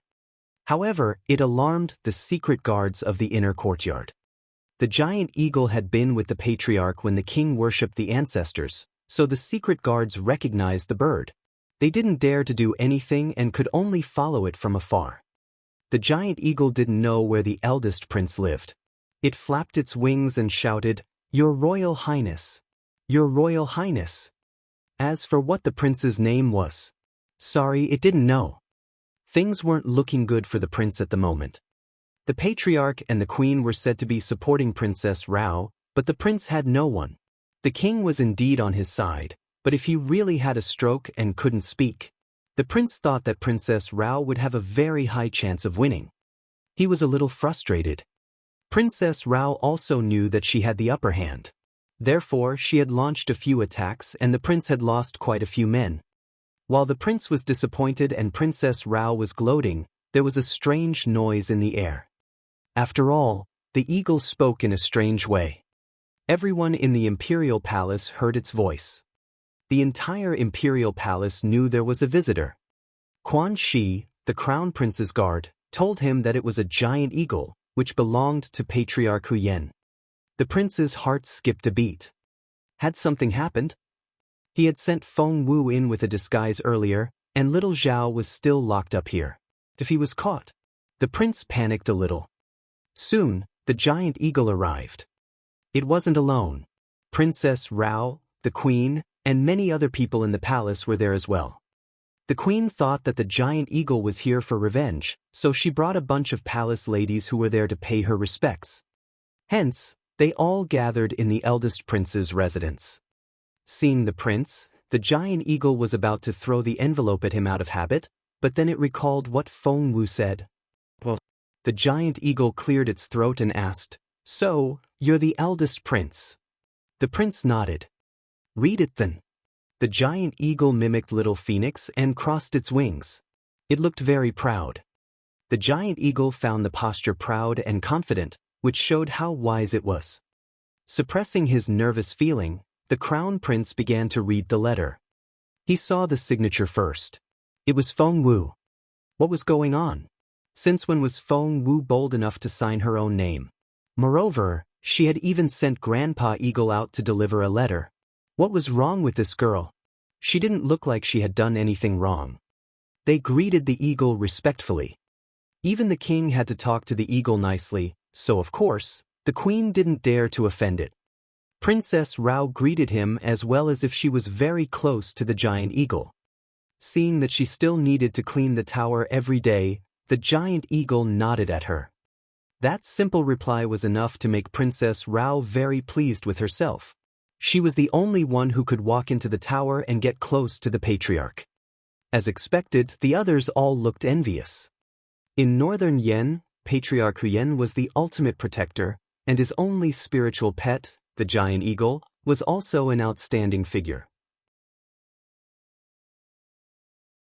Chapter 3867. Keep it to yourself. 4. The giant eagle didn't have time for this. It only glanced at the prince and asked, "Are you done?" The prince nodded immediately. The giant eagle snorted. "Let's go, then." The prince was filled with questions, but there were so many people around, and he couldn't bring himself to ask. Hence, he nodded and left with the giant eagle. Many people saw the look on his face when he left. He didn't seem very happy. That was to say, it wasn't good news. Seeing that the giant eagle was only taking the prince away, Princess Rao quickly followed it and asked gingerly, "Grandpa Eagle, what happened? Why wouldn't the eagle take her?" However, before she could ask that question, the giant eagle said coldly, "Don't ask questions you shouldn't ask." Princess Rao nodded obediently and didn't dare to say another word. The prince couldn't help but glance at her. Wasn't the patriarch supposed to dote on her and support her? Wasn't he going to give her the primary heaven pill? Why didn't the eagle show her any respect? Moreover, the prince had a feeling that the eagle seemed to treat him better than his sister. It was so strange. At that thought, the prince rubbed his nose and was confused. Soon, they arrived at the tower. Normally, no one was allowed to enter the tower, but the giant eagle was guarding it, so of course, it could bring the prince in. Then, the prince realized that he had walked in just like that. What he didn't know was that all the ladies and princesses had gathered around Princess Rao and were asking her what was going on. The queen glanced at Princess Rao, who immediately said, "Maybe my brother has done something to offend the master. Otherwise, Grandpa Eagle wouldn't have arrested him." Arrest? It was a severe enough punishment for ordinary people, but for the prince, it was like a thunderclap on a sunny day. Because of what Princess Rao said, the news soon got out. The prince had no idea what was going on. Right now, he was standing in the spacious hall, feeling a little dizzy. He was in? Just like that. Feng Wu quickly came out to greet him. "You're here." She waved at the prince. However, the prince didn't recognize Feng Wu and only looked at her in bewilderment. "Right, I forgot about that." Feng Wu waved at him. "I used to disguise myself as the ugly girl, but I'm back now." "What? Don't you recognize me?" The prince said, "That difference." It was so huge. Before, Feng Wu was an ugly girl, but now, she was stunning. No words could describe how stunning she was. The prince was infatuated. "Hey, wake up." Feng Wu patted him on the shoulder. The crown prince blushed. Feng Wu was so magnanimous that he would look petty if he behaved this way. The prince sighed. "I've long heard that Miss Feng Wu of the Junwo Empire is unparalleled in her beauty. I couldn't tell with your disguise earlier, but now, I see that you're indeed worthy of fame." It was said that she and Jun Linyuan were engaged. At that thought, the prince felt a little jealous. Feng Wu didn't expect the prince to overthink it. She only asked, "Do you know why I asked you to come in?" Chapter 3868. Take you to the patriarch. 1. The prince shook his head in bewilderment. Feng Wu said, "Bring little Zhao here to your father." She was very busy and was ready to leave after that. Only then did the prince realize what had happened. "Wait." Feng Wu turned around and looked at him in bewilderment. "What?"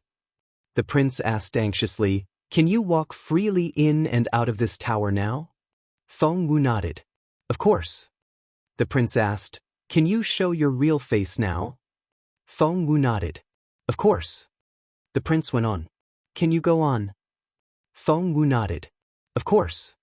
The prince was speechless. "Why?" The prince didn't understand and looked at Feng Wu in disbelief. "You're not bluffing, are you?" Feng Wu rolled her eyes at him. "Do you think I can brag about letting the eagle bring you here? Do you think I can brag to let you in? Do you think I can brag about bringing you to your patriarch?"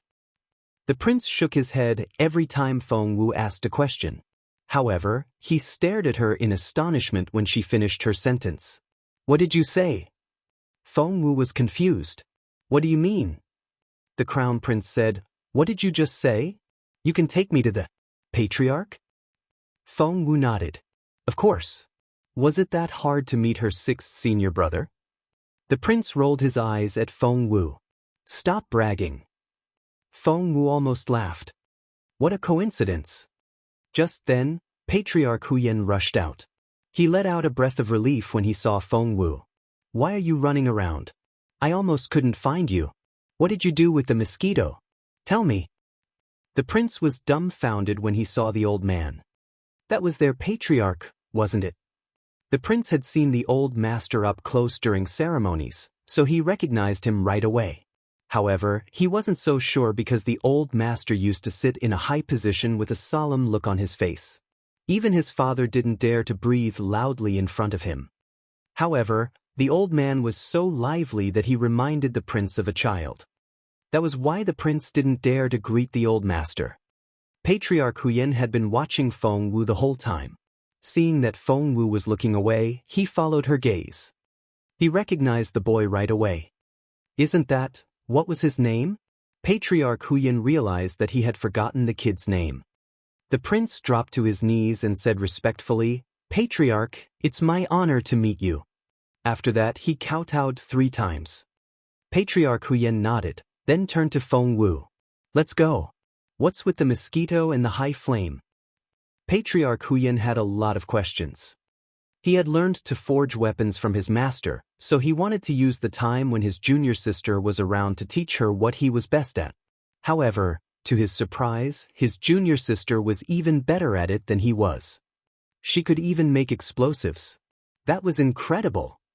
Therefore, it was now Patriarch Huyen's turn to follow Feng Wu around and learn from her on forging weapons. The eldest prince, who was kneeling on the ground, was speechless. He recalled the conversation he had with Feng Wu and didn't know what to say. Before the patriarch dragged Feng Wu away, she only had time to give the prince one instruction. Chapter 3869. Take you to the patriarch, 2.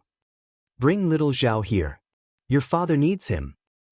Before the prince could reply, Feng Wu was dragged away by Patriarch Huyen. The prince was speechless. Just then she heard a familiar voice. You're still here?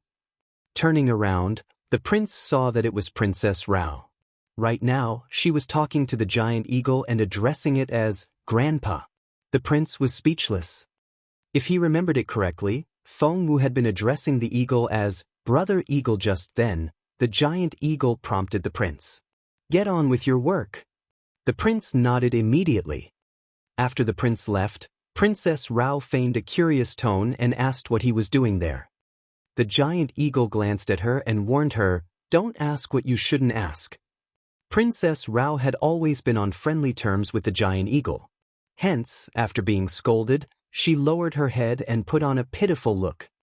The giant eagle was about to tell her something when it heard Feng Wu's voice. Brother Eagle? The giant eagle forgot all about Princess Rao and immediately said, right away. It ran away. Princess Rao stomped her foot in frustration. Wait. What did she hear? That was a familiar female voice, and she was sure that she had heard it somewhere before. However, she couldn't remember where she had heard that voice. She looked at the wooden bucket under her feet and decided to get back to work. Princess Rao was used to the work, but what she didn't know was that the prince would see her when she worked. The prince had brought little Zhao here to look after his father as Feng Wu had instructed. The king could get out of bed now, so the prince and little Zhao helped him out. They were going to walk around in the courtyard when they saw someone scrubbing the floor. The king didn't recognize her at first, but little Zhao did. Isn't that? Only then did the king look in that direction. One look and he was dumbfounded. By then, he had recognized the person scrubbing the floor inch by inch. It was none other than his precious Princess Rao. Scrubbing the floor. Although it wasn't a shameful thing to scrub the floor for the patriarch, after all, she was here to serve the master.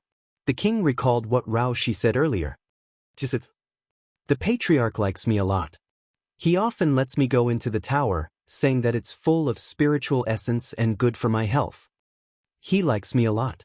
He says, why can't a princess be the ruler? He's on my side. The patriarch likes me a lot.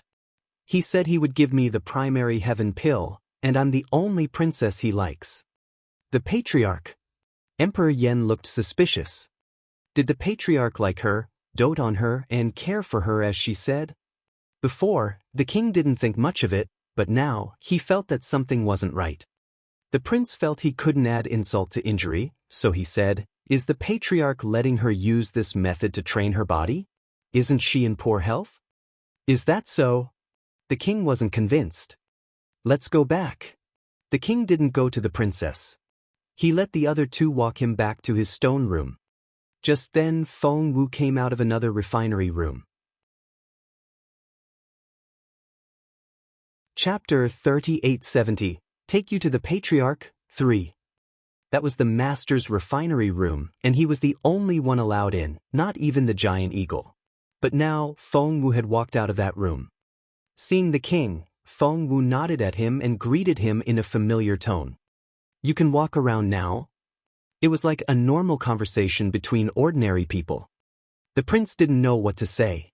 She was talking to his father, the king of Northern Yen. Young lady, was it appropriate to talk to him like that?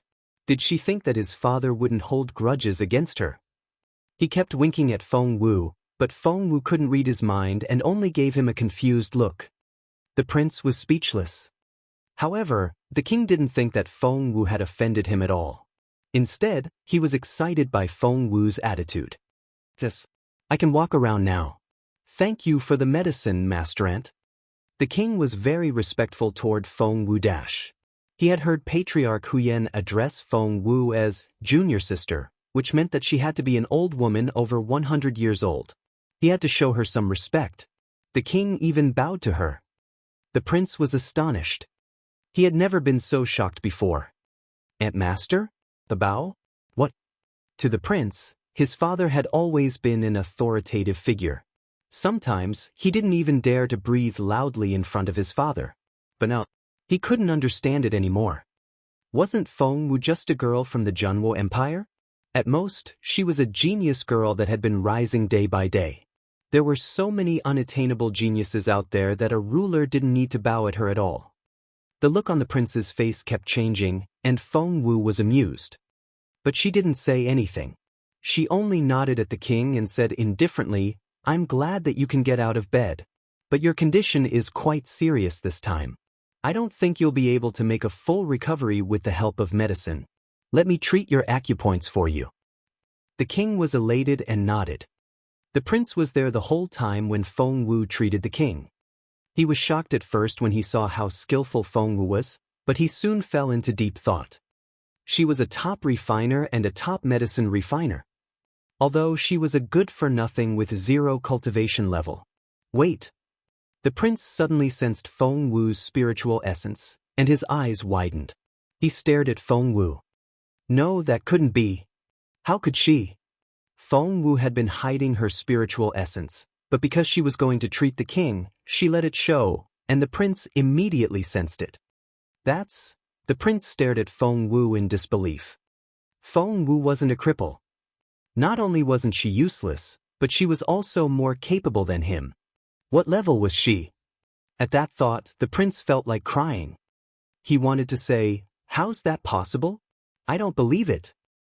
But it was the truth. He saw with his own eyes that Feng Wu had refined a semi-divine weapon. He saw how Feng Wu treated his father and how she used her spiritual essence. He almost lost control. Feng Wu let out a breath of relief after putting away the needles. The king looked expectantly at Feng Wu. Feng Wu nodded and smiled. "Your Majesty, don't worry. Your energy channels are all working. You'll be fine for a while." Chapter 3871, Take You to the Patriarch, 4. Although Emperor Yan's symptoms were similar to a stroke, it wasn't as simple as that. Feng Wu had used her own potion. Of course, she wasn't going to tell anyone about it. She wanted to save herself the trouble and make a good impression on the king. Feng Wu knew that her 6th senior brother preferred a quiet environment. Now that the father and son were in the tower, he didn't even want to come out. Hence, she said to the king, "You're fine now. You can go back to the palace today." The prince was dumbfounded. Since when did Feng Wu's words work so well for Patriarch Huyen? Was this girl even human? Was she that likable? Feng Wu looked at him, gave it some thought, and said, "Follow me then." After that she was ready to take the king there. The king felt uneasy.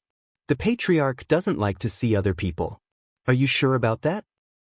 The prince looked at his father and recalled how serious the latter usually looked. It was a stark contrast. Feng Wu nodded matter-of-factly. Of course. She knocked on the door. Patriarch Huyan said, "Come in." Feng Wu turned to the king. "I'll go in first. Please wait a moment." The king nodded. Not only was the patriarch a formidable cultivator, but he was also very perceptive. The king wanted to ask the patriarch about the heir to the throne. And that was also why Feng Wu had brought the king here. After all, Northern Yen was a major kingdom. If Princess Raoshi took the throne, she might abuse her power and turn the entire kingdom against Feng Wu, which would be a lot of trouble for the latter. Feng Wu knew that the grudge between her and Princess Raoshi would never be resolved. Therefore, she would never let Princess Raoshi take the throne. Moreover, to the current Feng Wu, that was a piece of cake. She went up to the patriarch and whispered something in his ear. Patriarch Huyan frowned a little. "Of course not. Why would I choose her? She's just a maid who cleans my floor." Feng Wu chuckled. She wondered how the princess would feel if she knew that she was only a hard-working maid to Patriarch Huyan. Feng Wu was glad that she could ruin Princess Raoshi's plan. Feng Wu asked, "What do you think of the eldest prince, Huyan Junshin?" Patriarch Huyan was confused. Feng Wu asked, "That's the young man who came to see me earlier." The patriarch asked Feng Wu, "What do you think of him?" Recalling her recent interactions with the prince, Feng Wu told the truth. "He's a warm and powerful man. He's calm and rational. I think he's a good candidate." Patriarch Huyan nodded, indicating that he understood. After sabotaging Princess Raoshi's future without hesitation, Feng Wu opened the door and welcomed the two men in. After all, it was a matter of the Northern Yen Kingdom. She left the room after showing them in and closed the door behind her. Although she didn't know what they talked about, Feng Wu knew that Patriarch Huyan would like the prince. As expected. Chapter 3872, A 1,000-Year-Old Woman. The eldest prince came out first. Seeing Feng Wu cultivating in the stone room, he went up to her in a hurry. He was excited, but he didn't dare to disturb her, so he had to walk around her in circles. Feng Wu almost felt dizzy from his running around. She smiled wryly and asked, "What are you getting at?" Turning around, the prince saw that Feng Wu had opened her eyes. He ran to her side and sat down in front of her, looking very excited. "I've met the patriarch." The prince was excited. Feng Wu rolled her eyes. Was that supposed to be an impossible task? The prince said, "It's so hard to meet him. Look, even my father found it very difficult. If you hadn't spoken up for him, he probably wouldn't have been able to meet the patriarch this time. As for us princes and princesses, before only Raoshi had spent time with him alone, and I only watched from afar. But this time, I'm sitting right opposite the patriarch and only a meter away from him." The prince was thrilled. "Do you know how excited I am now? No words can describe my feeling." He suddenly turned serious. "Xiaowu, thank you. Thank you so much." Tears welled up in the prince's eyes as he spoke, and he sounded a little choked up, but more than that, he sounded aggrieved. Feng Wu looked at him in resignation. "What's there to cry about? You're a grown man." Wiping away his tears, the prince said excitedly, "The patriarch patted me on the shoulder and said that he had faith in me. He said that he had faith in me." "Xiaowu, what did that mean?" Xiaowu looked at him in resignation. "What do you think?" There was a hopeful look in the prince's eyes. "Do you think he thinks I'm better than Raoshi?" Feng Wu said, "Of course." The prince asked, "So, I'm more likely to win than Raoshi now?" Feng Wu said, "That's an understatement. As long as the patriarch was around, the prince would definitely become the heir to the throne." That was what the prince wanted to hear. "Thank you. Xiaowu, thank you." The prince grabbed Feng Wu's hand and couldn't hide his excitement. Feng Wu waved him off. Don't worry about it. It's not a big deal. However, the prince wiped away his tears and said seriously, "One word from you is enough to change my life." Seeing the serious look on the crown prince's face, Feng Wu became more serious as well. She said indifferently, "Actually, you'll still be the future heir to the throne if I don't speak up for you in front of your patriarch. After all, you've seen it yourself. Raoshi has been putting on an act this whole time, and your patriarch isn't behind her." However, the prince shook his head and said, "It's not the same. She has been using the patriarch's fame for so many years, and it has always worked because no one else can get in touch with the patriarch. If you hadn't brought me here, I wouldn't know anything, and neither would my father." Feng Wu agreed with him. "You owe me one then. I'll ask you to help me in return when I want it," Feng Wu said casually. "All right," the prince said generously. He had no idea what that favor would be. "By the way, are you really," looked at Feng Wu in amazement, "you really the patriarch's junior sister?" Feng Wu asked, "Did your father tell you that?" The prince said, "Father also said that you must be a 1,000-year-old woman." Chapter 3873, Secret of Raoshi, 1. Feng Wu stared at him. "What did you say?" Seeing that Feng Wu looked like she was going to cut someone up, the prince waved his hands. "It was my father. I didn't say it. I really didn't," Feng Wu snorted. The crown prince explained in a hurry. "Well, you're the patriarch's junior sister, so you should be quite old. I think that's what my father thinks." Feng Wu snorted again. The prince was confused. "So, are you the patriarch's junior sister or the teenage girl of the Junwu Empire?" Feng Wu asked, "Can't I be both?" The prince said, "How can you be both? How old is the patriarch? How old must his master be? How is that possible?" Feng Wu raised an eyebrow. "Why isn't it possible? I'm right here, aren't I?" The prince said, So, you really are?" Feng Wu nodded. The prince looked shocked and frustrated. Feng Wu glanced at him curiously. "I understand that you're shocked, but why are you upset?" The prince heaved a long sigh and sat down on a stone bench. Feng Wu sat down next to him, rested her elbows on the stone table, and looked curiously at the crown prince. The prince sighed and said, "The Junwu Empire's era has come." Feng Wu asked curiously, "What do you mean?" The prince gave Feng Wu a resentful look. "Isn't it obvious? Jun Linyuan is a prominent figure in the Junwu Empire. Don't tell me you don't know what he's like." Feng Wu cleared her throat. The prince said quietly, "I was so arrogant when I was little that I wanted to compete with Jun Linyuan. I thought that I would be able to catch up with him if I worked as hard as I could. But as it turned out, I was left behind." Feng Wu cleared her throat. The prince gave Feng Wu another resentful look and said, "Fine, I'll admit it. I'm not as good as him. But has the Junwu Empire been blessed by the gods? Why do they also have you?" Feng Wu wouldn't accept it. "What about me?" The more the prince said, the more frustrated he became. "Don't you know what you're like? In terms of cultivation level, you're at the peak of the spiritual overlord stage. By the way, how old are you?" Feng Wu said, "I'm yet to turn 15. The prince didn't want to talk to Feng Wu anymore. "You're not even 15 yet? My dear lady, you're not even 15 yet. How can you be so amazing? Not only are you at the peak of the spiritual overlord stage, but you're also so terrifying in refining weapons and medicines. What are the rest or us supposia to our?" Feng Wu cleared her throat. Despite the prince's complaints, Feng Wu still felt a little satisfied. She couldn't let her imagination run wild. Feng Wu reminded herself. The prince didn't know her achievement in formations yet.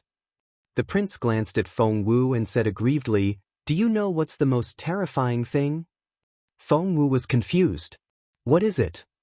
The prince said, "The most terrifying thing is that you and Jun Linyuan, the two most outstanding teenagers in the world, are almost husband and wife. If the two of you get married, no other countries will be your match." Feng Wu tried to deny it. "Well, it's not like that. Jun Linyuan and I. It's not what you think." Chapter 3874, Secret of Raoshi, 2. The prince snorted. It's not what I think? Is there something else?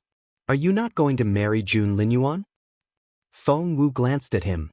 I don't know if I'll marry Jun Linyuan, but why are you so concerned? Do you want to marry me or something? Thump.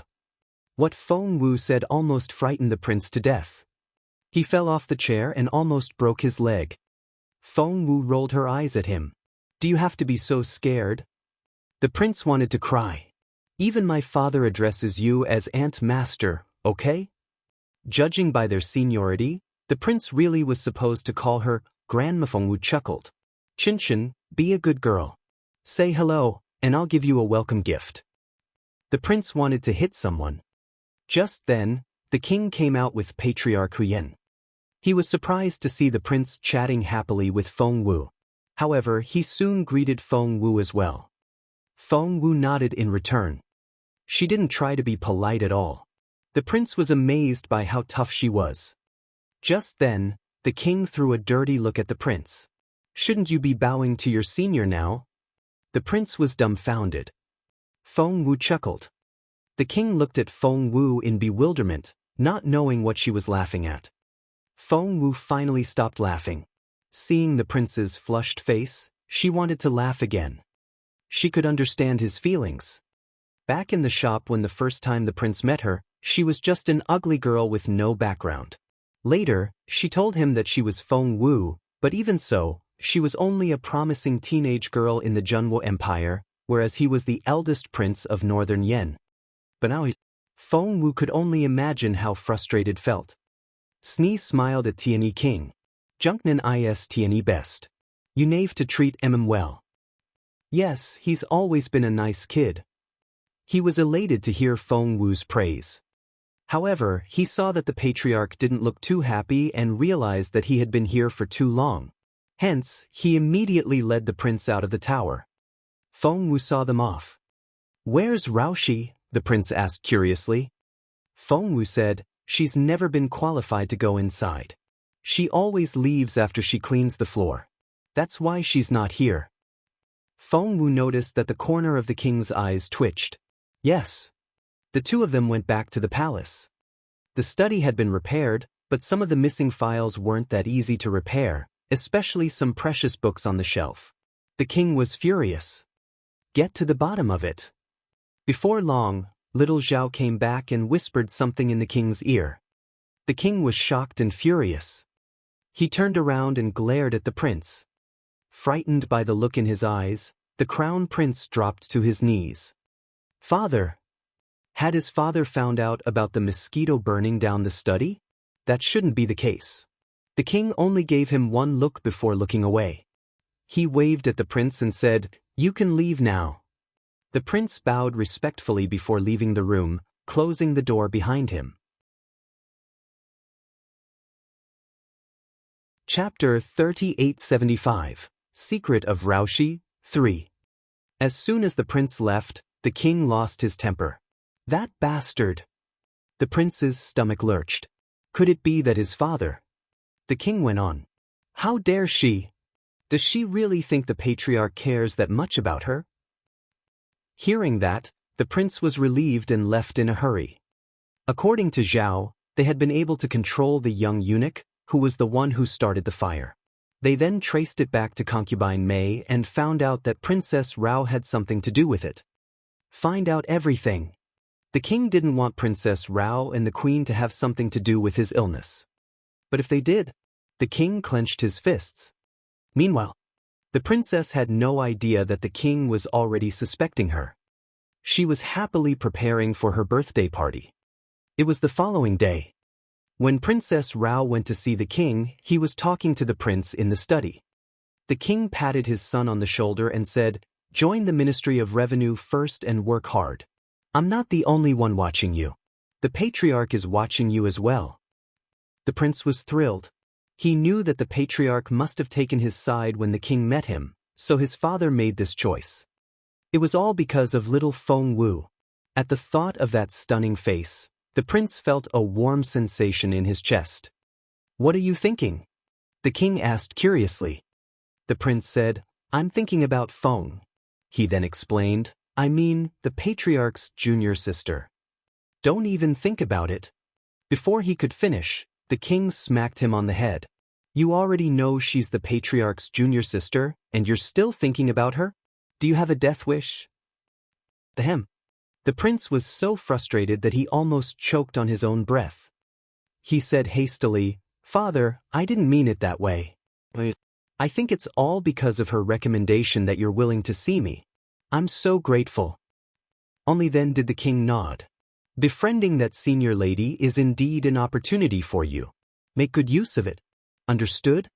The prince nodded immediately. Of course. However, the so-called senior lady. She wasn't 15 yet. He was about to explain to the king that Feng Wu was the girl of the Junwu Empire and Jun Linyuan's fiancé. However, before he could say anything, he heard a voice outside. Zhao said, Your Majesty, Her Majesty the Queen and Princess Rao are outside. Zhao was a smart man. Before, it was unclear who would take the throne, so he couldn't put his money on either side. However, now that he had investigated the burning of the imperial study and His Majesty's apoplexy, he knew everything. There was also the interaction between His Majesty and the prince. The two of them hadn't been like this before. Before, the prince would treat the king with great respect, but for a moment just now, little Zhao felt they were real father and son. To suppress the prince, Princess Rao and the queen did a lot of things to alienate the king and the prince, which created a big estrangement between them. But now, it seemed that the ice had broken. At that thought, Zhao smiled. Chapter 3876, Secret of Raoshi 4. It seemed that he would have to ask his pupil what happened in the tower these days. His pupil was none other than little Zhao himself. The king had no idea that Zhao had been thinking so much. Hearing that Princess Raoshi and the queen were here, he frowned and looked displeased. However, he quickly adjusted his facial expression and said indifferently, Let them in. For now, he didn't have any evidence to prove that the queen and the princess were behind everything. After all these years, he couldn't stop liking them all of a sudden. The queen and Princess Raoshi soon came in. Nothing seemed to have changed in eyes. The queen was as gentle as ever with a smile on her face. Princess Rao took the king's arm and chatted with him. The prince's mother had passed away, and he seemed to be redundant and couldn't join them no matter what. Similar things had happened countless times for as long as he could remember. He was sad at first, but then he pretended that he didn't care, and gradually he became numb. But things seemed to be different now. The prince thought, I think that's because I'm more confident now. Because Feng Wu was on his side. With that confidence, he didn't feel envious when he saw them like this. Instead, he could tell that Raoshi and the queen had put on an act. Raoshi held the king's arm and was almost hanging on to him. Princess Raoshi said, Father, my birthday is tomorrow. Have you forgotten? The king didn't let his real emotions show. He rubbed Princess Raoshi's head and said affectionately, Of course not. Princess Raoshi was elated, and she sounded as innocent as a teenage girl. Really? The king tapped her nose. Of course. When did I lie to you? Princess Raoshi was very happy, so she asked, Father, what do you want to give? The king said, I'll give you whatever you want. Princess Raoshi smiled. Father, how about you give me this kingdom? A hush fell over the crowd at those words, and the air seemed to freeze for a moment. A short distance away, all the eunuchs lowered their eyes and didn't dare to breathe loudly. It was so terrifying. The king was surprised as well. Before he could say anything, Princess Raoshi chuckled. She then turned to the queen and said, Mother, my father took it seriously. How funny. Everyone let out a breath of relief when they saw her smile. The king smiled as well and tapped Princess Raoshi on the forehead. You're so naughty. The prince was watching the whole thing, so he realized something. The princess was trying to sound out his father, but his attitude didn't please her. Raoshi was displeased, but it only lasted for a split second. So did her father. Princess Raoshi acted as if nothing had happened and went back to holding the king's arm. Father, I'm celebrating my birthday tomorrow. The king nodded with a smile. Princess Raushi said, Father, do you remember? The patriarch said that he would give me a gift for my 18th birthday. It's going to be the primary heaven pill. Chapter 3877, Secret of Raushi, 5. Princess Raushi was lost in her story. The primary heaven pill is the best pill in the world. I'll be in great shape after I take it. With my talent, I'll be able to make great progress in my cultivation. Father, are you happy? The king asked, Did he really say that? Princess Raushi said, Of course. You were there before, weren't you? The patriarch said that he had a primary heaven pill for his junior sister. It'll expire if she doesn't take it now. The king did know about it because the patriarch had talked about it, but they only heard about it by accident. Did the patriarch say that he was going to give it to you? The king asked suspiciously. Princess Raushi panicked. What was going on with her father? He had never questioned her words before and would believe anything she said. Princess Raushi exchanged a stern look with the queen. After that, she threw a dirty look at the prince, which was filled with hatred and rage. Her dear brother must have complained to her father. The prince rubbed his nose and didn't try to explain himself. His father knew what was going on. Princess Raushi looked at the king again. Father, I've been to the tower a lot, haven't I? The patriarch said once that he was going to give me the pill, and it would be on my 18th birthday. I understand why you didn't know because only the patriarch and I were there, and I never told you about it. As she spoke, she smiled shyly. The patriarch not only wanted to give me the pill, but he also taught me all kinds of things. He said that I had brought him a lot of joy. Princess Raushi told the king how the patriarch liked her, doted on her, and treated her well. The king was speechless. So was the prince. The father and son looked at each other, and their faces twitched. The image of the princess wiping the floor appeared in their heads. Really? The king looked at her. She was his favorite princess, and he had brought her up by his side. How could she lie to him? He thought about how Princess Raushi used to make him happy when she was little. She would cry when other people carried her and laugh when she saw him. She would hold his father's hand and cry as if he was the only one she cared about in the world. It pained the king to see her like this. At that thought, the king softened a little and decided to give Raushi another chance. Really? Is the patriarch really that nice to you? Princess Raushi's stomach lurched. She could sense something different about her father. Did he know something? Father, did the patriarch say something? Princess Raushi asked tentatively. The king smiled. He's so busy, and I hardly ever see him, let alone talk to him. I was just thinking that you haven't come to see me in the tower these days. Princess Raushi let out a breath of relief. She knew it. The patriarch was too unattainable to chat with her father.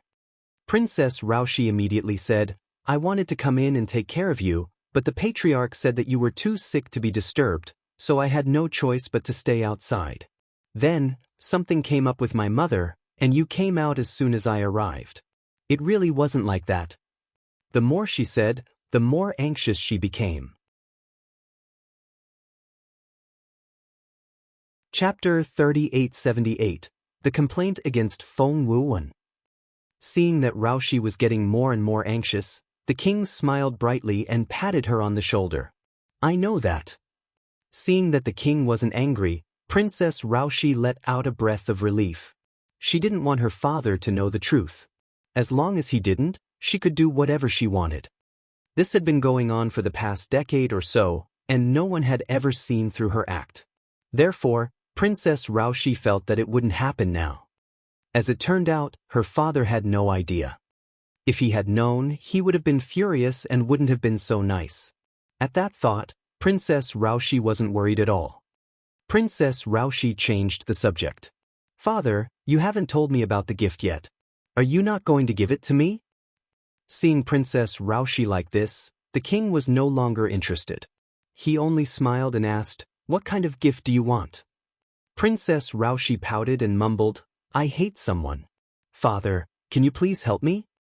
The king asked, How? Princess Raoshi said, "Catch her and turn her into my toy." "Can I do that?" "A toy?" The king frowned. This princess had crossed the line. Princess Raoshi went on. "Father, that person has been offending me. She knows that I'm a princess, but she still won't give in. She doesn't respect the royal family at all. I won't have it." The prince's stomach lurched, and he gave Princess Raoshi a strange look. Could it be what he had guessed? "Who offended you?" The king frowned. With his daughter's behavior, that person had to be a decent person to offend her. Princess Raoshi went on acting like a spoiled child. "Father, please don't ask me for more details. Can you lend me some men? I'll go catch her myself." The look he gave her the creeps. Fine. If you want to hear it, I'll make it very clear. Princess Raoshi was going to do something about Feng Wu under the guise of celebrating her birthday. Now that her father had recovered, if the office head of the punishment office sent in his memorial, she might as well put the blame on Feng Wu first. Therefore, she took the opportunity and said, "Father, I went to Stingy shop a few days ago and found a new weapon." Princess Raoshi told the king what had happened, contorting the truth. Naturally, she changed the subject to how polite she was and how aggressive and arrogant that ugly girl was. The girl was said to have crossed the line and disrespected the princess completely. Princess Raoshi changed the subject. "Later, I couldn't stand it anymore, so I made a stupid move. I wanted to kidnap that ugly girl in the middle of the night and teach her a lesson. I wanted to show her that the princess of the Northern Yen Kingdom isn't to be trifled with." The prince gave her a strange look. To be honest, he would be anxious if he didn't know who Feng Wu was, but now. Princess Raoshi had no idea of Feng Wu's background. So far, she had only addressed the girl as the ugly girl, which was why the king didn't know who she was talking about. Princess Raoshi looked frustrated. "I only wanted to teach her a lesson, so I sent some capable cultivators over. I didn't expect to run into my brother. He thought I was going to do something to Huyen-Yichen, so he killed all the capable cultivators I sent." Chapter 3879. The Complaint Against Feng Wu, 2. "Father, they were all capable cultivators you gave me. There were 7 spiritual overlords, and my brother killed them all by mistake. Not only didn't they apologize to me, but they also tried to frame me for trying to assassinate Huyen-Yichen and his family. Father, that's so frustrating." The king frowned a little. He knew about it because Xiao had mentioned it when he investigated the incident earlier. All 7 spiritual overlords under Raoshi had indeed died in the shop, and the culprits were the crown prince's men. "Is that true?" The king stared at the prince. The prince nodded. "Father, it's true." Princess Raoshi gave him a suspicious look. He was supposed to explain himself, but he didn't say a word. There had to be something behind it. The king frowned. "Do you admit your crime?" The prince said affirmatively, "No." The king said, "You killed all 7 spiritual overlords. How can you say that you won't admit your crime?" The prince went down on one knee. "Father, Raoshi sent people to assassinate that girl first. Am I going to let her kill the girl?" The king frowned. 7 spiritual overlords? How dare you? The prince pursed his lips and didn't say a word. Seeing that her father had taught the prince a lesson for her, Princess Raoshi was pleased. She felt she was the only one who could turn a bad thing into a good one. This time, she was determined to destroy her brother's dignity. The king pointed at Princess Raoshi. "Go back first. I'll deal with it." Princess Raoshi and the queen left happily, leaving the father and son alone in the study. The king still hadn't let go of his frown. "I don't care who that girl is. You've gone too far. 7 spiritual overlords." However, the prince said a name before the king could finish. "Feng Wu." The king was confused. "What?" The prince looked into the king's eyes and enunciated each word clearly. "Father, Raoshi sent 7 spiritual overlords into the shop in the middle of the night to assassinate Feng Wu." The king said, "I don't care who she is." However, he was interrupted once again. The prince's eyes darkened. "Father, you've heard of Feng Wu. She's the newest talent with the phoenix blood from the Junwo Empire. She's a genius, And she's rumored to be Jun Linyuan's fiancée. Oh, it's her. Realization dawned on the king and he mumbled, if she gives birth to a baby with Jun Linyuan, it'll have incredible talent. The king glanced at the prince, implying that it would be better if Raoshi could kill such a talented girl. Why would he want to save Fengwu? Thinking of this, the king glared at the prince, blaming him for being busybody. The prince looked at the king and reminded him, the patriarch's junior sister's name is Fengwu. The patriarch's junior sister. Her. The king jumped to his feet. He was so excited that he almost knocked over the table. The prince nodded. The king was speechless. He walked back and forth in the room in astonishment, mumbling to himself, "That's impossible. That's impossible." The prince watched his exasperated father in silence. Chapter 3880, The Complaint Against Fengwu 3. The king turned around and stared at the prince. "Are you telling the truth?" The prince nodded. The king was dumbfounded. "So, she's Jun Linyuan's unmarried wife?" The king wanted to cry. The prince nodded again. The king said, "That's impossible. Isn't she a 1,000-year-old woman?" The prince rubbed his forehead. "Father, Fengwu isn't even 15 yet." The king was astonished. The prince nodded. "Yup." The king was a little shaken today. He paced back and forth in the study with his hands behind his back and whined, "Is fate going to bring prosperity to the Junwa Empire?" Just then, Zhao came in to report that Huyen Yichen was here to see him. Huyen Yichen had a token and was given the privilege of entering the palace. Huyen Yichen? The king hesitated. It had been years since he last saw the kid in court. He used to like the kid a lot, but after his sister died in an accident, he never came back. "Let him in," said the king. Huyen Yichen soon came in. He wasn't as lively as he used to be. Instead, he was very polite and well-behaved. The king sighed inwardly and chatted with Huyen Yichen about his grandfather for a while before talking about his purpose in coming to court. "Princess Raoshi wants to kill us." Huyen Yichen told the king what happened that night. "If the prince hadn't been here, we would have been killed.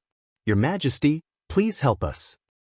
To protect Fengwu, Huyen Yichen didn't mention her name. He only said that Princess Raoshi wanted to kill him and his grandfather. Moreover, Huyen Yichen said his grandfather had sent a memorial but never got a reply, so he was here to ask the king if he remembered what happened by the lake many years ago. By the lake? The king looked nostalgic. Back when the king was living by the lake, old Huyen had saved him, and the old man himself almost died. He hadn't mentioned it when his granddaughter died, but now he had brought it up. Was it to save Fengwu? So he must have no idea of Fengwu's relationship with the patriarch. The king turned to look at his son. The prince nodded affirmatively. The king didn't know what to say. He couldn't wait to see how shocked the old man would be when he learned who Fengwu really was. Just then, someone stuck her head into the room. "Hey, are you talking about?" When the king and the prince turned around and saw who it was, they were both surprised. The king was about to greet Fengwu when he saw the dazed look on Huyen Yichen's face. Fengwu knocked Huyen Yichen on the head. "Hey, stop drooling." Huyen Yichen wiped his mouth involuntarily, only to find that he wasn't drooling. Embarrassed, he glared at Fengwu. But the girl was so pretty that Huyen Yichen couldn't look away. He even forgot to get angry. Jun Linyuan gave Huyen Yichen a sympathetic look and thought, "Brother, be careful. She's not someone you can dream about. Even I don't dare to think about her in that way." Fengwu said grumpily, "What are you looking at?" Chapter 3881, The Complaint Against Fengwu 4. Fengwu said grumpily, "What are you looking at?" Huyen Yichen's eyes widened in astonishment. That look, that tone, that voice. That was... You are her. Huyen Yichen stared at Fengwu, too amazed to say anything. Fengwu glanced at him. "It's only been a few days. Don't you recognize her?" Huyen Yichen said, "You're that ugly girl? Seriously?" Fengwu smiled at him. Huyen Yichen finally recognized her.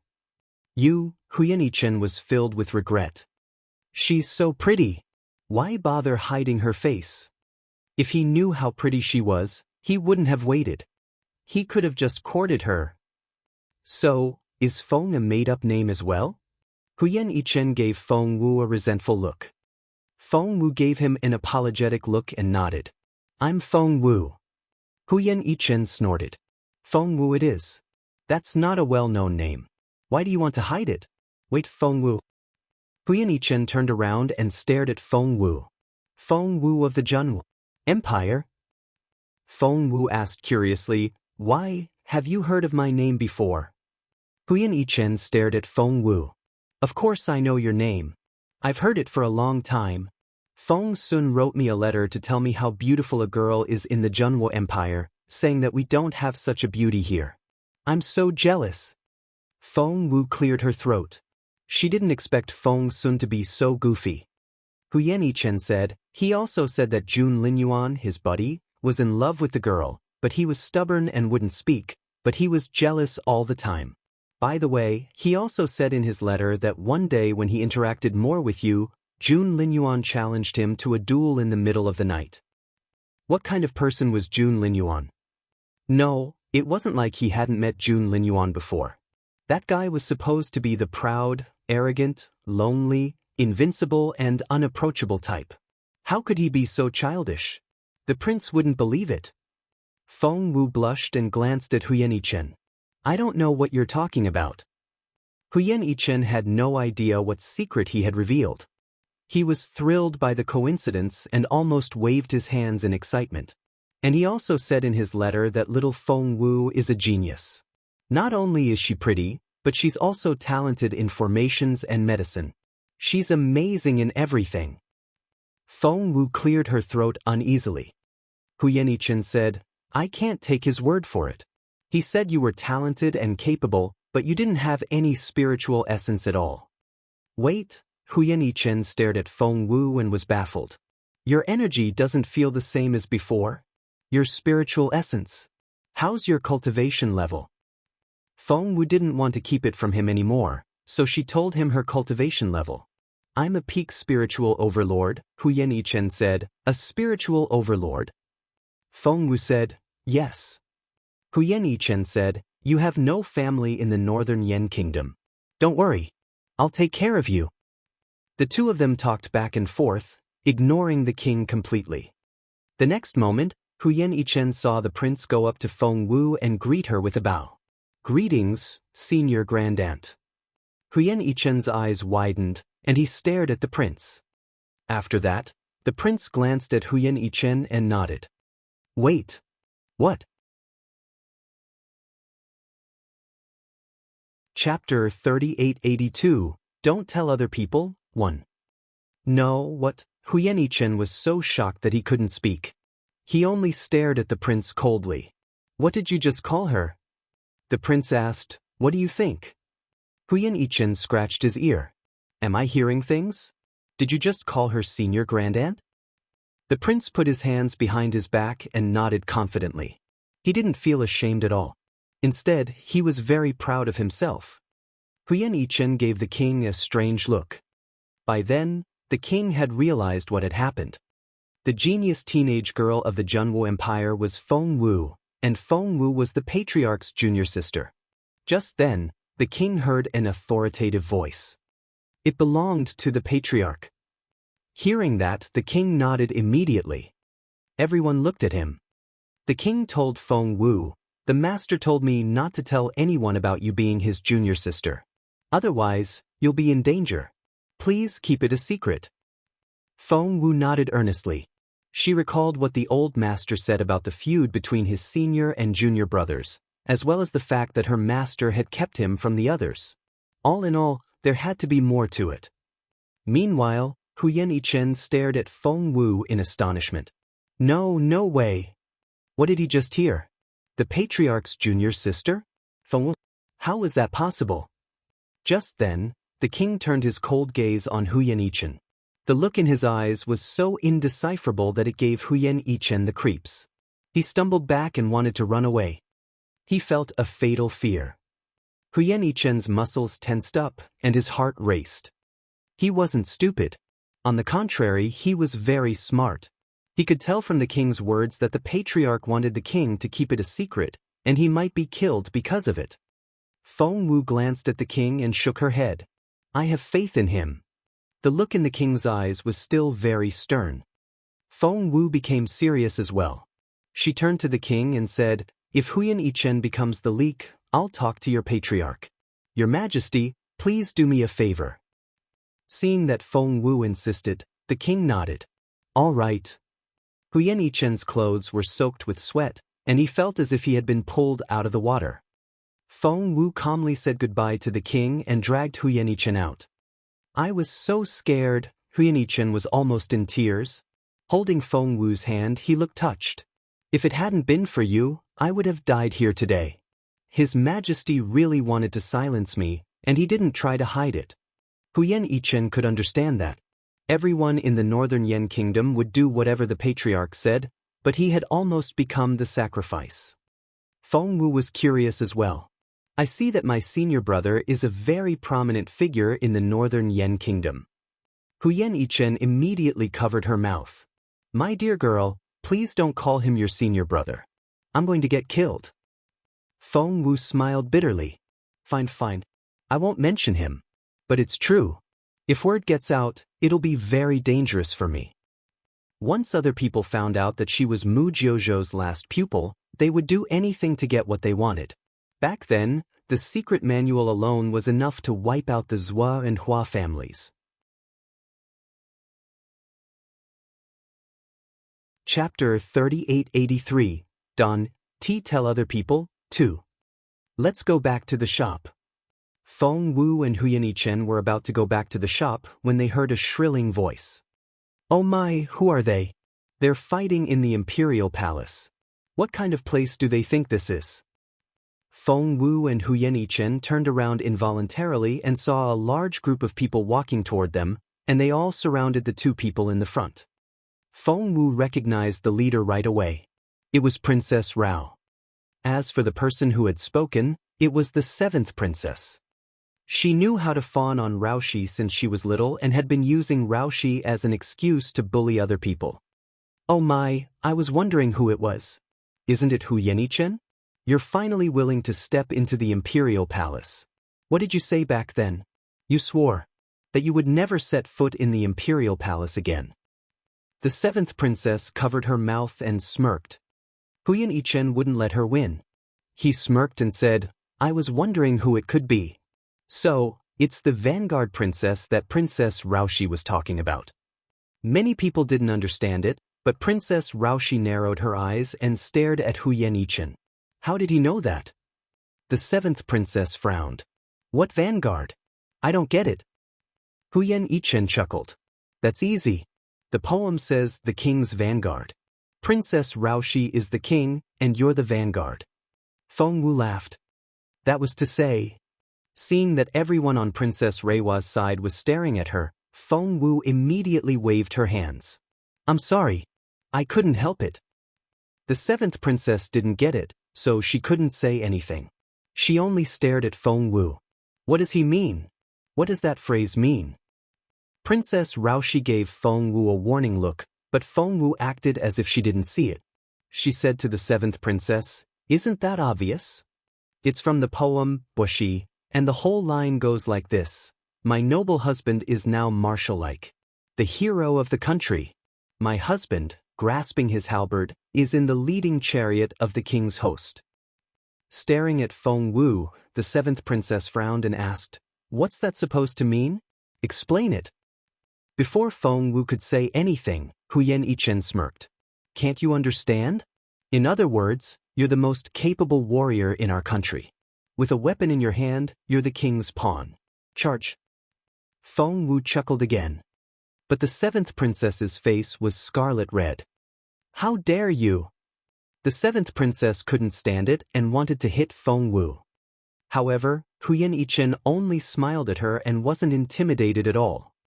Maybe he didn't dare to offend the princess before, but now. Xiao Wu was the junior sister of the patriarch. Why should he be afraid? Raoshi frowned and gave Huyen Yichen a suspicious look. She felt that Huyen Yichen had changed. He seemed to have become more confident all of a sudden. Whose power did he rely on?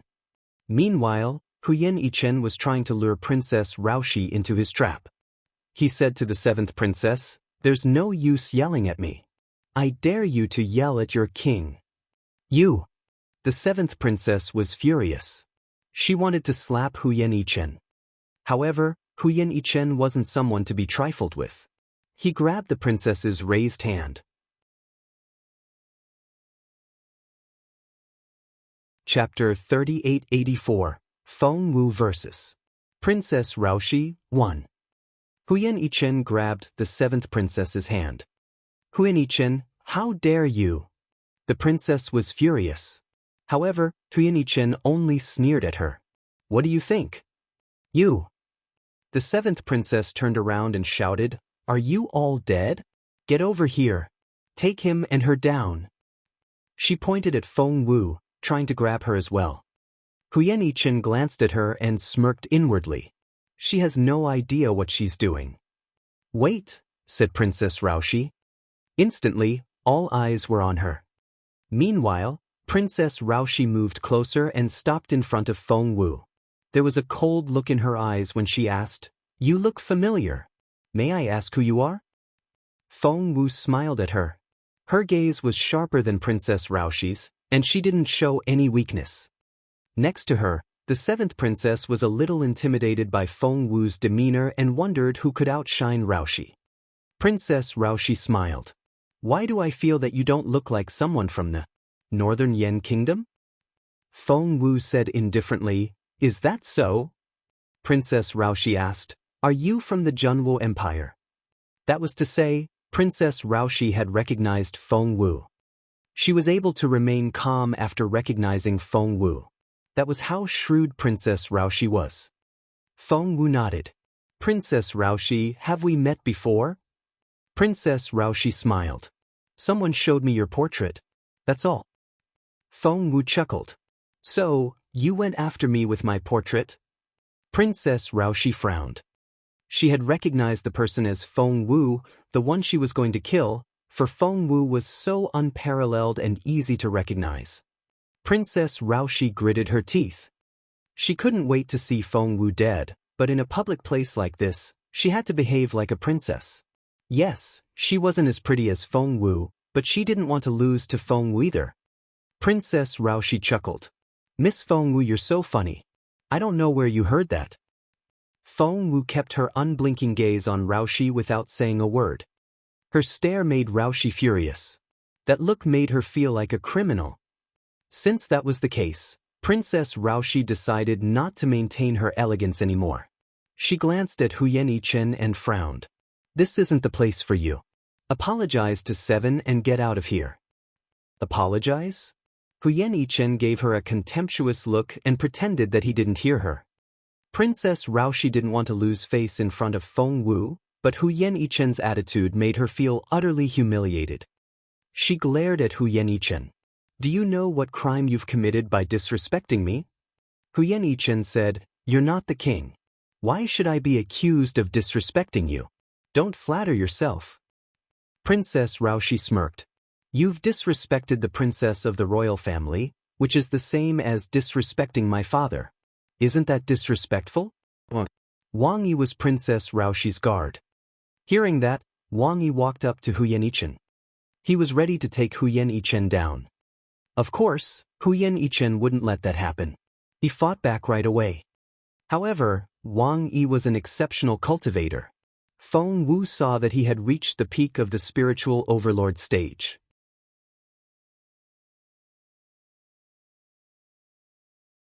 Chapter 3885, Feng Wu vs. Princess Raoshi, 2. With Feng Wu's help, Huyen Yichen had only just become a junior spiritual overlord. How could he possibly be Wang Yi's match? With one strike, Wang Yi caught Huyen Yichen's arm and was going to pin it behind his back. Princess Raoshi and the seventh princess looked at each other, and both saw satisfaction in each other's eyes. However, the seventh princess still held some grudges against Princess Raoshi because of the whole king and vanguard thing. While Raoshi was gloating, someone charged at Hu Yanchen. The next moment, there was a scream and a figure smashed into Princess Raoshi.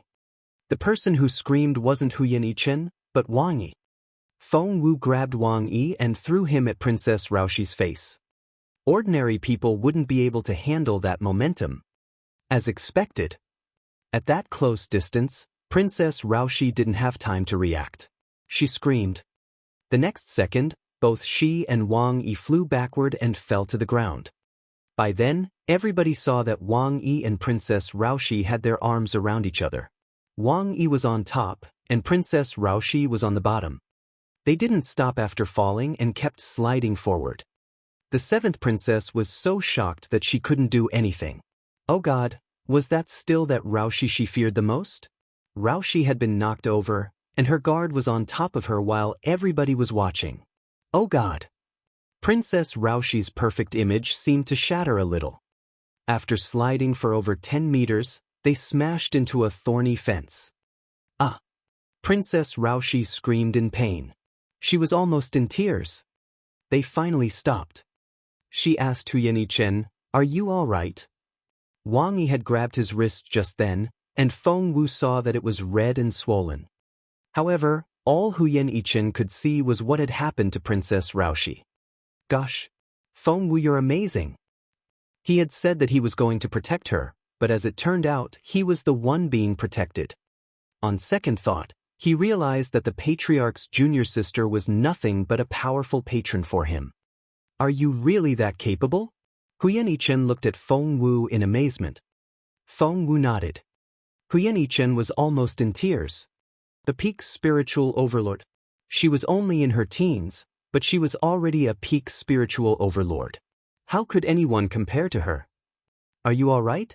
Feng Wu glanced at Hu Yanchen's hand again. Hu Yanchen waved his hand.